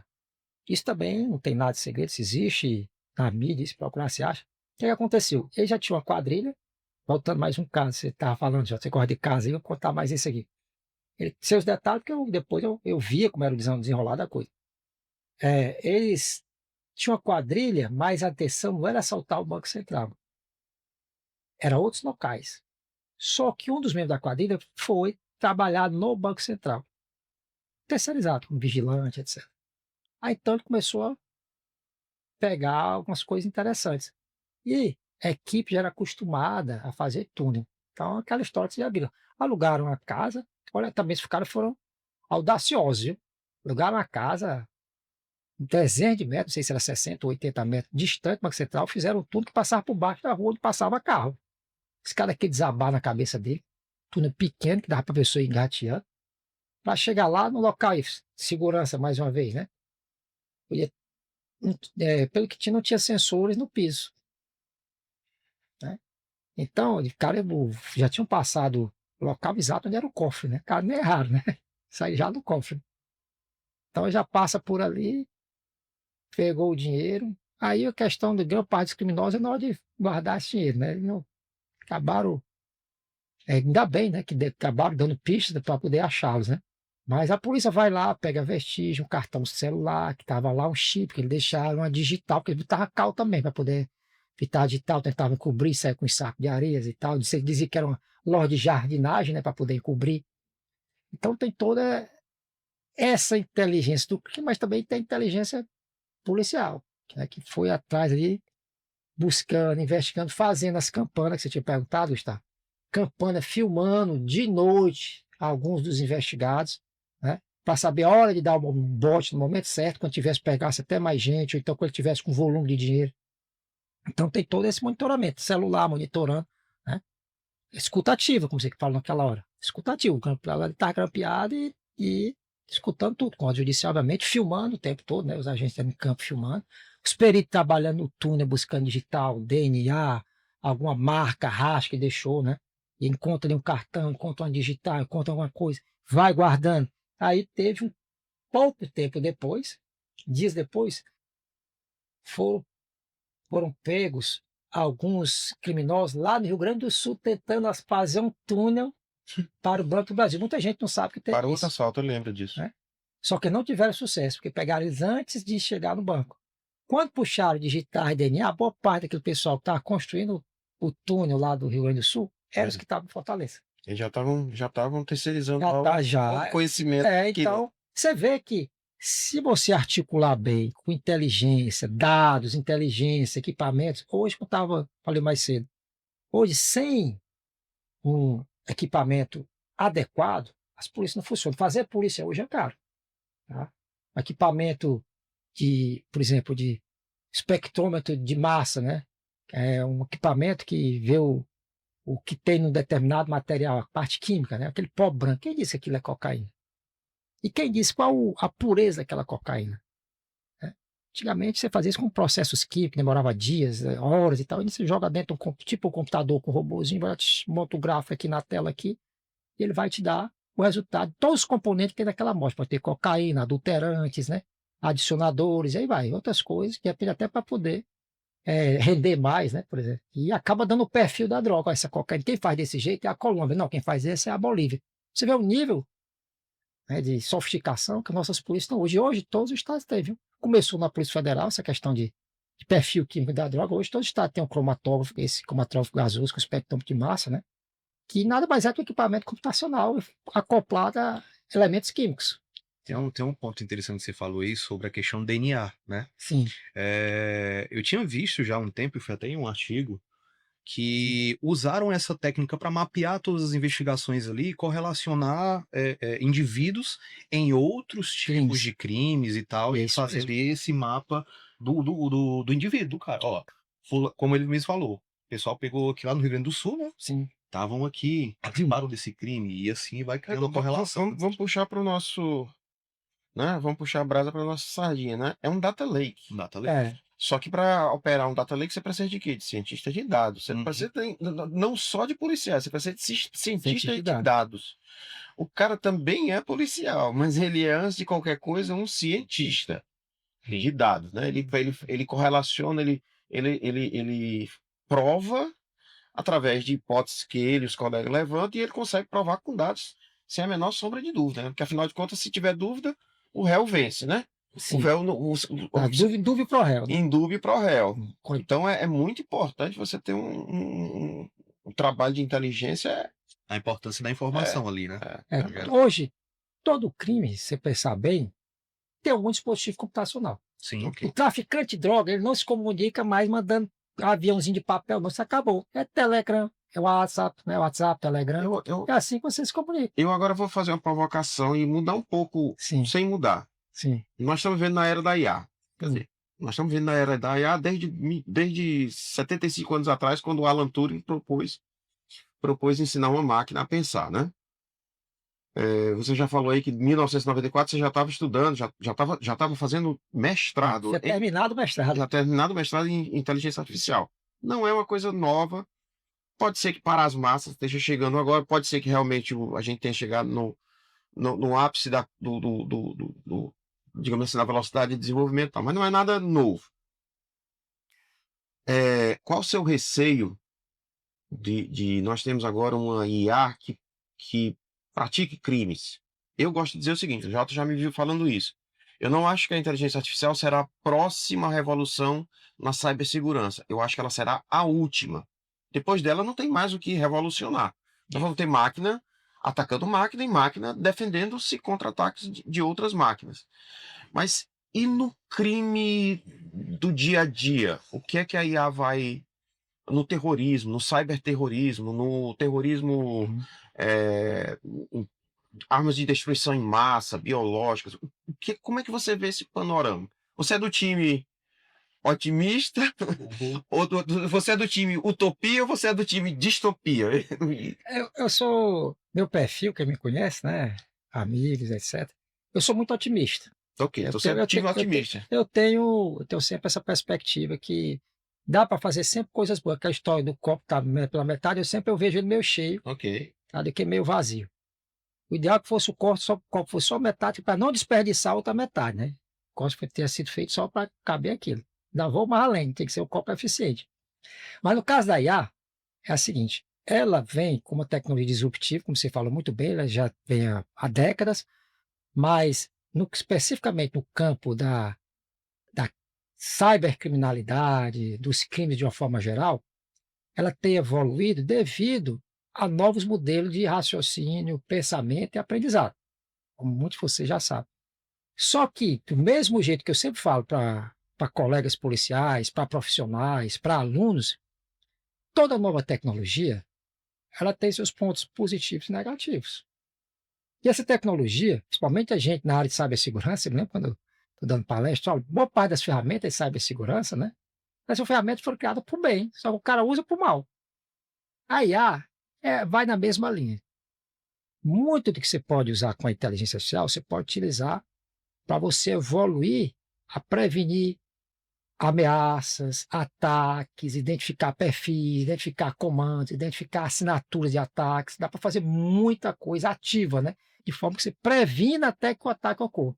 Mas, por outro lado, tem o lado do criminoso também. E essa mesma ferramenta que você usa aqui para criar esses modelos defensivos de IA, né, que o Blue Team vai usar, a equipe aqui do mal, que eu chamo do mal, eu crio sempre quando eu estou dando palestra, eu falo com meus amigos, assim, ó, tem aquele como fosse o Star Wars, né, aquele filme. Você tem os Jedi, que são os moços do bem aqui, que está cuidando aqui do Blue Team, né, tá junto com o Blue Team, e tem a galera aqui do Red Team do mal, que esse cara pode ser o Red Team do bem, né, que é um hacker ético, que também está junto aqui. Mas o do mal é o seguinte, essa minha ferramenta, ele não tem escrúpulo. Ele sabe que aquilo vai gerar um código novo, vai gerar uma nova barreira, ele vai buscar vulnerabilidades que eu não estava pensando. Que antigamente, para o hacker pensar na vulnerabilidade, ele tinha que ficar ali, hoje ainda faz muito isso, horas e horas pensando como é que eu vou achar uma brecha ali para eu entrar naquele sistema. Hoje, você pode usar a ferramenta já para simular. Várias situações, minha situação desse alvo que eu estou querendo invadir, a situação é essa. Então, eu quero que você simule, tem várias ferramentas, você vai ter que aprender a usar, mas você nem programar, essa é a facilidade. O hacker hoje dificilmente vai programar, ele já pega as ferramentas prontinhas, ou apenas sabe, aprende a usar. Aí ele vai lá, simula para mim aqui vários cenários onde eu possa ter mais sucesso com essa configuração de defesa. Aí ela vai fazer. Entendeu? E tem um ponto além. Existem ferramentas hoje que elas já têm agentes prontos com as ferramentas prontas. A única coisa que você precisa dizer é o seguinte, cara, eu tenho esse alvo aqui, vai lá e testa. Com certeza. Vai lá. Exato, é o que eu falei. A ferramenta está ali, em princípio, foi criada, geralmente, não vou usar todas, mas a grande maioria, talvez a imensa maioria, é criada por bem. Tem uns caras que criam pro mal mesmo, isso existe. O lado ruim, o lado obscuro da força, voltando a Star Wars, sempre existiu. Os Sith estão sempre ali. Né? Então, essas ferramentas que o sujeito usa pro mal já estão disponíveis, cara. E se não estão, dá para criar com uma certa facilidade. A IA veio ajudar a criar essa ferramenta. Mas eu não vejo como pessimista, porque a IA também ajuda a defender. Né? Então, a gente tem aqui, as empresas principalmente, né, se conscientizar. Aí vem uma fala que não é nem minha, é do grandes gestores, né, que tem, vocês inclusive trabalham aí na gestão, né, de cibersegurança. As empresas têm que ver a cibersegurança não como uma despesa, um custo. Tem que ver o quê? Como ativo Isso. que você tem para você garantir a segurança. Né? Tem que entender, rapaz, isso aqui é um investimento, porque se eu falhar aqui, o gasto que eu vou ter aqui com essa vulnerabilidade, com essa invasão, vai ser imensamente maior do que eu gastar isso aqui com treinamento, com ferramenta. a gente tem uma Essa analogia. mudança cultural que é difícil, viu? Mas é mais difícil você botar alguém para usar uma ferramenta nova que ninguém nunca viu tua equipe fazer, ele vai aprender, dar um treinamento. Quando você mudar a cultura da empresa, principalmente o pessoal que está no topo, que a cibersegurança, ela envolve a imagem da tua empresa, a Sim. marca da tua empresa. E tem novas ferramentas, como vocês falaram muito bem, tem novas ferramentas que ajudam a combater, mas que também ajudam a atacar, como é o caso da inteligência artificial. A gente tem que ter consciência, ó, a gente tem que se preparar para esse novo mundo, que está sendo... Novo não, que já é atual, nesse mundo atual. Que a tendência daqui para frente é quem não se preparar vai minguar. Se não for atacado hoje, mas daqui a alguns tempos você vai, porque ele vai automatizar o ataque, como ele falou muito bem. Vocês falaram muito bem. Vai. O ataque, o que o hacker levava de horas, ou talvez dias pensando no ataque, já está tudo simulado. Ele só vai disparar aqui, deixa eu ver qual foi o resultado. Desse aqui deu certo. Opa, esse aqui não deu. Então, deixa eu ver o que é que melhor nesse aqui. E vai disparar não contra um alvo, vai disparar contra centenas, milhares de alvos. O que tiver com aquela vulnerabilidade, aquela brecha, aquela falha, ele vai lá e busca. E nem todo mundo se capacitou para botar as ferramentas certas, é outra coisa, não só ferramentas. Né? Lembrando, no começo da nossa história aqui, né? As pessoas. As pessoas. Quer que ter a ferramenta maravilhosa se o cara não está treinado para usar aquela ferramenta? Ou pior, se você tem uma equipe treinada, sabe usar a ferramenta, mas o endpoint aqui, que é o usuário final, não está treinado e deixa vários pontos vulneráveis aqui, que ele mesmo às vezes clica num link contaminado e injeta um código malicioso, e de repente é algo novo que a ferramenta não estava treinada. Então, tem que treinar também o elo humano. Tem até uma analogia que a gente usa muito, que é comparar a cibersegurança dentro de uma empresa como um plano de saúde. A gente paga para não usar. E tem sempre uma pergunta mágica que a gente faz, cara. Quanto vale hoje, quanto você vai perder se a tua empresa ficar parada por um ataque? Perfeito. Quanto? Quanto é a tua hora, né? Exatamente. Quanto é a interrupção? Eu vou além. Hoje eu trabalho numa empresa em que nós vencemos essa barreira. Felizmente, nós vencemos essa barreira. E hoje nós estamos levando além. Porque hoje a gente quer usar a cibersegurança e a disponibilidade, a alta disponibilidade, como fator de venda. Porque os meus clientes são da área financeira e eles não querem parar a operação deles. Então, hoje a gente estende digamos assim, o framework de segurança que a gente tem em casa para alguns dos nossos clientes e até auxilia quando eles têm episódios dentro do ambiente deles. Então, a gente vai lá e tenta ajudar. O que é que aconteceu? Tá, vamos recuperar, vamos lhe ajudar e tudo mais. Mas aqui eu quero fazer outra pergunta ainda na área da IA, que eu sei que é uma área que você gosta. A IA já foi chamada de a última invenção humana. E você concorda com isso? E se for verdade, você se preocupa com, por exemplo, o declínio cognitivo da humanidade? Você se preocupa no papel que nós humanos vamos ter no mundo governado por... Eu não digo por máquinas, porque eu acho que as pessoas às vezes se confundem IA com robótica. São dois campos diferentes e uma pode desenvolver-se mais rápido do que a outra e provavelmente, e aparentemente, a IA está se desenvolvendo muito mais rápido que a robótica. Mas nós vamos ser humanos governados por uma grande IA, um governo mundial que diz, olha, eu sei o que é melhor para vocês, agora vocês sentam no banco do passageiro, coloca o cinto de segurança e deixa que eu levo. É o seguinte, é uma pergunta boa também, até instigante, né? Eu acredito que a IA não é a última invenção humana, não, eu acredito que seja não. É uma grande, imensa invenção disruptiva, né? tecnologia disruptiva, que veio uma invenção realmente que veio para mudar muitas coisas, né, todas as áreas de conhecimento humano, mas ela, ao mesmo tempo, ela tem alguns avanços ainda para seguir. Aí cabe, nesses avanços, aí vem a questão ética, né? Cabe a nós, seres humanos, dizer o que ela vai poder fazer e o que ela não vai poder fazer. Que aí é o que o mundo está se preocupando hoje. Por parte dos governos, principalmente Europa, Japão, França, Inglaterra, principalmente na Europa, né? E eles estão desenvolvendo ali, a comunidade europeia, acho que até já tem o AI Act, né? O AI Act é exatamente o ato da AI, o Japão também já tem um dele, que é exatamente ver para onde vai caminhar a IA e até onde ela vai poder ir, porque vai ter questões éticas, né? Que aí vai ter que entrar o órgão do governo para quem sair desse trilho poder você, de alguma forma, O regulador. regular, você poder sancionar. Porque se você não fizer isso, é como se fosse qualquer coisa que você desenvolve e não tem regras. Se não tem regra, você vai fazer o que quiser, inclusive coisa do mal. Então você tem que regular a IA. Não tem como. Por quê? Ela está evoluindo e vai evoluir muito mais. Ela hoje já tem essa limitação, mas essa limitação vai acabar. Se você pensar assim, em termos computacionais, o computador de 1945, o computador mesmo, dito como o primeiro computador, 1940, da Segunda Guerra Mundial, você tem pouquíssimo tempo. Tem nem 100 anos. Mas daqui a 200 anos, 300 anos, você tem dúvida que vai ter muito mais avanço tecnológico e IA do que existe hoje? E a IA, ela vai de acordo que nós humanos vamos regular. Eu me lembro que quando eu comecei a estudar Mas ela IA, será obediente, doutor? depende se nós dermos essa diretriz. Se nós não dermos, ela não vai ser. Ó, você lembra da história do... Isso tem muito aquela história do HAL 9000, 2001, saiu no espaço, né? Ele foi um sistema com inteligência artificial. Naquela época, você nunca imaginava, acho que o HAL 2001 saiu no espaço, eu não sei se é de 1969, É, algo se assim, não da me engano, década. assim, não tinha nem nascido ainda. É. Você já tinha uma visão, a máquina jogando xadrez, né, que hoje faz, né?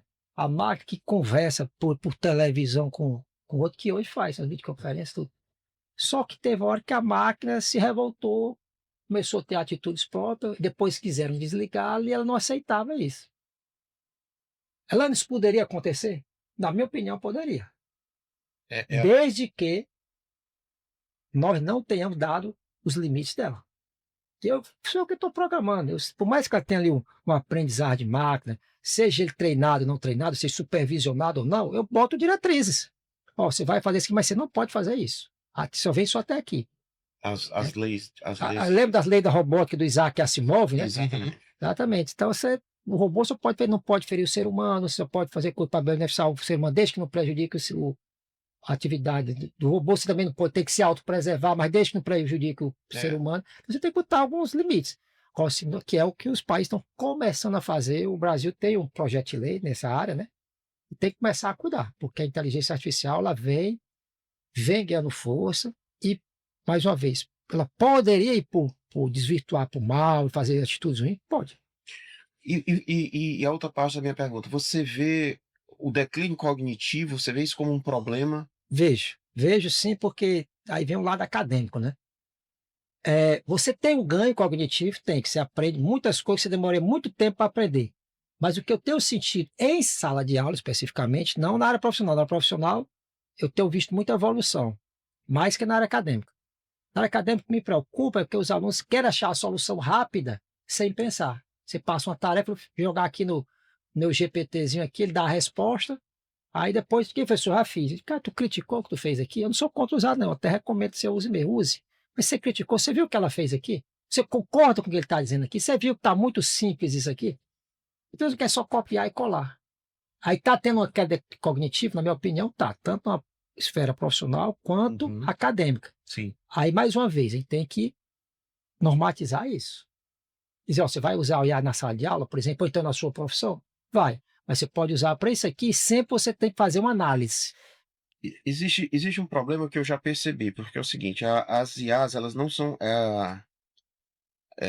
a veracidade das informações, ela não é o objetivo final da IA, me parece. Só pedir ao pessoal, baseado na experiência. Da minha experiência individual, óbvio. Me parece que o maior objetivo delas é a plausibilidade. Se você pergunta alguma coisa e diz que ela está errada e você inventa uma historinha, ela vai tentar concordar e ela vai criar uma nova história de cobertura para lhe agradar. Ou seja, ela é plausível e adaptativa e ela, eu já falei isso pro Jota, ela é puxa-saco, né? Da mesma forma, se você pedir, por exemplo, eu já fiz essa experiência, você pede, você usa, você é usuário, por exemplo, do ChatGPT. Então você tem uma conta paga, você já conversou com o ChatGPT por vários meses. Você diz ao ChatGPT, faça um roast, como a gente diz, né? Me queime, né? Me faça uma. Fale mal de mim. Cara, ele pega. Eu até já disse pro Jota, cara, ele pegou pesado comigo, que eu fiquei. Se fosse uma pessoa que tivesse medido, uma pessoa de carne e osso que tivesse medido tudo aquilo que o ChatGPT me disse, eu teria ficado bem chateado. Inclusive, é uma experiência que eu acho que vale a pena as pessoas fazerem. Eu também já fiz experiências sobre mentiras e peguei a IA na mentira. Então, realmente é uma coisa que as pessoas ainda não entenderam. Elas confiam cegamente, né? Acreditam na veracidade das informações e, na verdade, elas não deveriam acreditar. Elas são plausíveis, mas não são 100% verídicas. Não são necessariamente verídicas. O que acontece nesse caso aí, viu, Gustavo, é que a IA, ela é treinada em cima. Aliás, vamos voltar um pouquinho o tempo aqui. Antes da IA generativa, que é a que nós estamos vivenciando hoje, era a IA que você trabalhava em cima de um mundo fechado. Então, você pegava livros, conhecimento, raciocínio da pessoa, e ela ia dar o raciocínio, a veracidade dela em cima daquilo, só daquele mundo. Ela não extrapolava aquele mundo. Então, dificilmente ela ia dar uma resposta, como você falou, ela mentia, ou falava alguma coisa falsa, ou queria lhe agradar. Por quê? Porque ela está trabalhando dentro, se você der um conjunto de dados, né, informações que são todas corretas e treinadas dentro daquele universo, e não tem nada fora daquele universo como mentiroso, ela só vai dar a resposta verdadeira. Isso aí é antes da IA generativa, né? Que funciona até hoje, dá maravilha para você fazer determinado tipo de aplicações. Só o que é que veio a IA generativa? Que são os GPTs, né, que são o mais comum que a gente vê. É que ela extrapola esse conhecimento. Eu digo, ó, eu treinei com isso aqui. Só que com base nisso eu posso fazer essas inferências aqui. E muitas dessas inferências que ela não foi treinada, que ela gerou, por isso que não é IA generativa, podem ser falsas, podem ser mentirosas. Ela pode estar querendo lhe agradar, se está falando a verdade.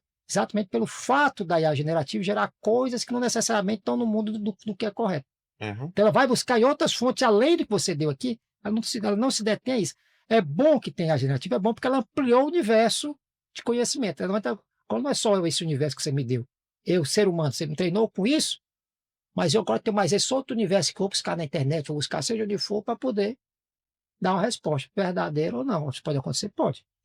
Ontem à noite. Principalmente para citar fontes. Uhum. Ontem à noite eu estava assistindo um painel de um fórum de negócio que ocorreu acho que em Dubai. E uma das panelistas era uma chinesa, a doutora Fei Fei, e ela falou um negócio interessante. Ela disse assim, ó, hoje já é consenso que a IA generativa ela tem um QI de aproximadamente 148, algo assim. Ela já ultrapassa os humanos na resposta, por exemplo, nos vestibulares, no concursos, em concurso para doutorado, pós-doc, tal, aquela coisa.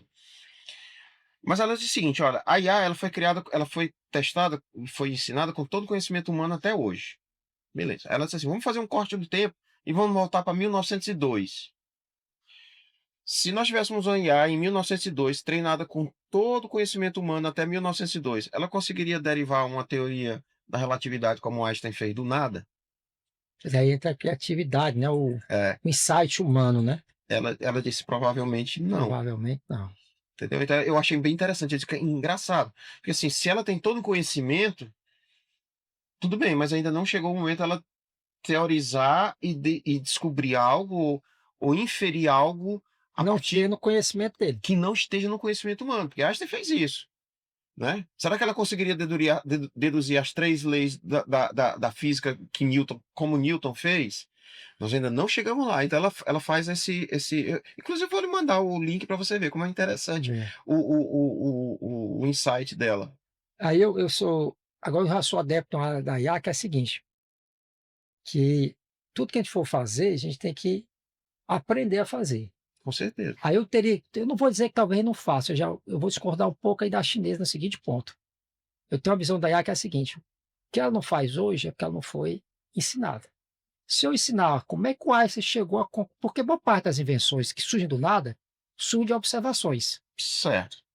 de problemas. Ah, eu estou olhando aqui determinada coisa, esse planeta está girando de um jeito, então será que aquilo ali é um planeta? Será que aquilo ali é um asteroide? Ou então esse aqui, se eu ver o carro do Aristóteles entra dentro de uma banheira d'água, a água transbordou, como é que essa água caiu aqui? É.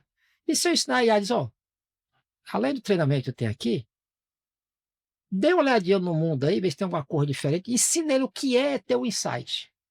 Não entendi. Ensina ele o que é ter insight, porque ela não sabe o que é ter um insight. Não, ela regurgita informações. Eu quero saber, se você ensinar como é que o ser humano tem insight, a mesma história que eu tinha, uma discussão lá. Então, quando eu comecei a estudar IA, algumas décadas atrás, uma discussão que tinha, que eu continuo com a mesma opinião, não mudei, é que dizia assim, a inteligência artificial não pode ter sentimento. Eu digo, eu discordo, sentimento, eu discordo. Me diga o que é o amor.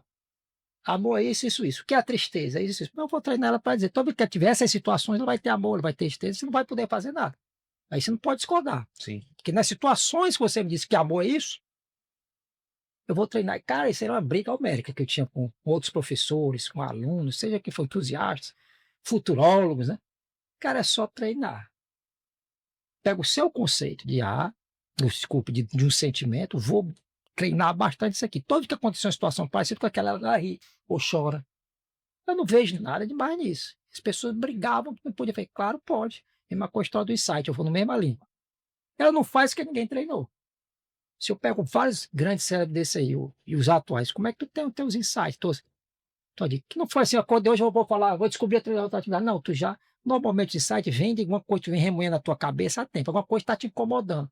Ou curiosidade, ou um problema, seja o que É for. algum Aí, processo com que tá base, ali. esse processador não foi, acordei, arrumei o problema e resolvi a solução. Mas bom, o problema é a solução ao mesmo tempo, o problema já existia. Alguma coisa você viu, observou na natureza, ou alguma coisa artificial que aquilo estava te chamando a atenção, você resolveu fazer alguma coisa em relação àquilo. Como é que você fez? Aí você tem que pegar do ser humano, como é que eu acho que pessoa nisso? Normalmente, até eu brinco quando a gente vai fazer uma, uma tese de doutorado, né, porque o mestrado, uma dissertação, dizem, é mais transpiração do que inspiração. Depois você estudar muito, muito, muito, aí é que você, rapaz, isso aqui pode sair por E aqui. é muito difícil explicar. Não sei se foi Santo Agostinho que disse: eu sei o que é amor, mas se você me pedir para explicar. Pois é. Mas se você conseguir explicar o que é amor, baseado até em situações, né? É. Assim, isso é amor. E você treina. Mesma coisa, os insights de inovações e descoberta. Uma última pergunta. Você falou desse problema que você reconhece, que é o declínio cognitivo, a gente vê, e você reconhece, por exemplo, o problema das salas de aula. Se tornou uma muleta, né? Sim. Dos alunos. Corta agora para 2035, certo? Um garoto de 18 anos em 2035. Uhum. Vale a pena ele fazer uma faculdade? Eu acredito, Valerá a pena ele fazer eu uma ac- eu faculdade? acredito que sim, sabia? Porque a interação entre as pessoas, Ok. ou mesmo que seja robôs dentro da sala de aula estudando com os alunos, essa interação é que surge muitos das curiosidades e os problemas e as resoluções. Universidade não é só sobre aprender, Não, não. é sobre se Porque essa relacionar. interação é que faz com que o ser humano cresça. Social. Se você não tiver interação, você não vai para a universidade, você vai ficar isolado dentro de casa, não vai crescer, você não vai saber o que é que tem de novo, qual é o problema que tem surgido no canto, em outro. Como é que você fica buscando na internet? Não é a mesma coisa, você está interagindo aqui, né, buscando, eu estou pensando nisso, mas o cara lá na Índia já arrumou, foi a solução, eu não sabia. Então o cara está pensando a mesma coisa que eu em tal local. E a universidade traz isso para você. E daqui vai para a indústria, né? A solução que você dá aqui, aí eu venho um lado prático da coisa, eu sempre fui um pesquisador muito prático. Eu sempre achei que tudo que a gente faz na universidade tem que ser voltado para alguma aplicação. Não estou dizendo para ganhar necessariamente dinheiro, não, tem que ser aplicação. E ainda o Brasil acho que ainda peca muito nisso também. Faz muitas teses, dissertações, sem uma aplicação. Estou dizendo que não tem que ter tese teórica, não. Tem todo, você não faz aplicação se não tiver teoria. Mas eu acho que tem um excesso de conteúdo teórico e tem pouca aplicação. Me lembro quando eu fui fazer meu doutorado, uma das perguntas que fez, você vai usar isso aqui onde? Você vai aplicar onde? Se não tiver, nem faça. O cara nem aceita a sua tese. É legal. Um dia desse eu passei um vídeo pro Jota mostrando uma banca de um prêmio, se eu não me engano, na MIT. Hum. E era um prêmio para jovens. Hum. Tanto é que havia um jovem americano de 13 anos, né? 13 ou 14 anos.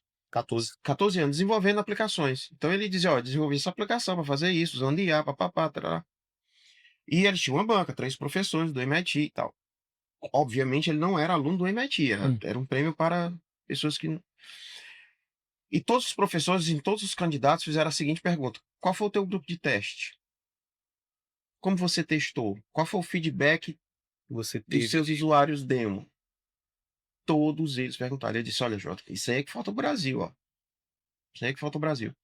Então, realmente, como você falou, o problema existe, mas é um problema real, é um problema que incomoda, é um problema que tem, né? Como é que você vai... A sua teoria sai da teoria... Se vai pra- aplica ali se para aplica, solucionar aquilo, ou melhorar, pelo menos amenizar aquele problema, se não resolver. Sim. né? Ou você tem, por exemplo... Porque às vezes você pode ter uma teoria fantástica para resolver um problema. Você ainda depende de alguns anos de desenvolvimento da indústria para conseguir aplicar aquela tua teoria. Verdade. Né? Verdade. Isso aí. Pessoal, quero agradecer, tá? Muito obrigado, doutor Elano. Muito obrigado, Gustavo. Cara, foi uma conversa assim rica e quero convidar vocês para um outro episódio para a gente falar, que isso também me instiga muito, que é a gente falar sobre IA dentro da cibersegurança ali, como a gente pode usar das melhores maneiras, se existem casos ali de investigação. Existe uma curiosidade muito do meu lado ali, que é sobre a questão de usar a IA de forma preditiva, para a gente se antecipar. E isso tem uma curiosidade, eu acho, que o senhor, como referência na área, tanto na parte de cibersegurança, ali, que tem um conhecimento muito forte, na parte de investigação criminal, na parte de IA, possa lhe agregar muito nessa próxima conversa. Gustavo também, do mesmo jeito, que tem esse conhecimento ali na parte mais privada, de tanto de cibersegurança, como também entusiasta de AI, tá ali dentro também da área financeira, onde muito dos crimes acaba acontecendo isso ali, de fraude, tentar ali a gente criar uma conversa ali de detecção de fraude ali, entender como é que a gente pode aplicar isso, tá? Então eu estendo o convite para vocês, para a gente fazer um outro episódio ali e conversar sobre esse assunto, tá? Quero agradecer profundamente, mais uma vez, tá? Eu espero que a gente tenha coberto um pouco o gap doutor, as suas redes sociais. Na minha verdade, você não vai acreditar, mas a única rede social que eu tenho é o LinkedIn. Professor Elano, Sim. é a que eu uso, que é mais para trabalho. E Mas acho que você tem uma outra missão aí, viu? Você tem tenho, muito tenho, conhecimento e você vai é, ter. tenho que começar a divulgar, né, nas redes sociais. Você Eu tem que vou, puxar sua orelha, porque você tá é, só negando essas informações aí. é o lado policial solo alto. Exatamente. É uma referência grande. Essa pergunta que você fez desse novo episódio que você está querendo falar, só uma notícia boa para vocês, é que já vem alguns meses aí que eu estou treinando algumas forças policiais exatamente do uso da IA para combater o crime. As investigações, inclusive, preditivas. Então vai ser um furo, hein? Minority Report. Vamos trabalhar em cima disso. Estou treinando algumas forças policiais, isso aí. Então vamos combinar. Show. Pessoal, mais uma vez obrigado, tá? E eu quero agradecer hoje também por ter patrocinado esse episódio cheio de informação, a CentriSec, uma empresa de cibersegurança hoje que trabalha com Offensive Sec, com um time de Blue Team, é referência no mercado em algumas grandes marcas aí em licenciamento, tá? O pessoal também trabalha muito com cloud, com GRC. Então, se a tua empresa está precisando de uma consultoria, está precisando de mão de obra, cara, chega junto nesse time que os caras são bons, tá? Obrigado mais uma vez e até a próxima.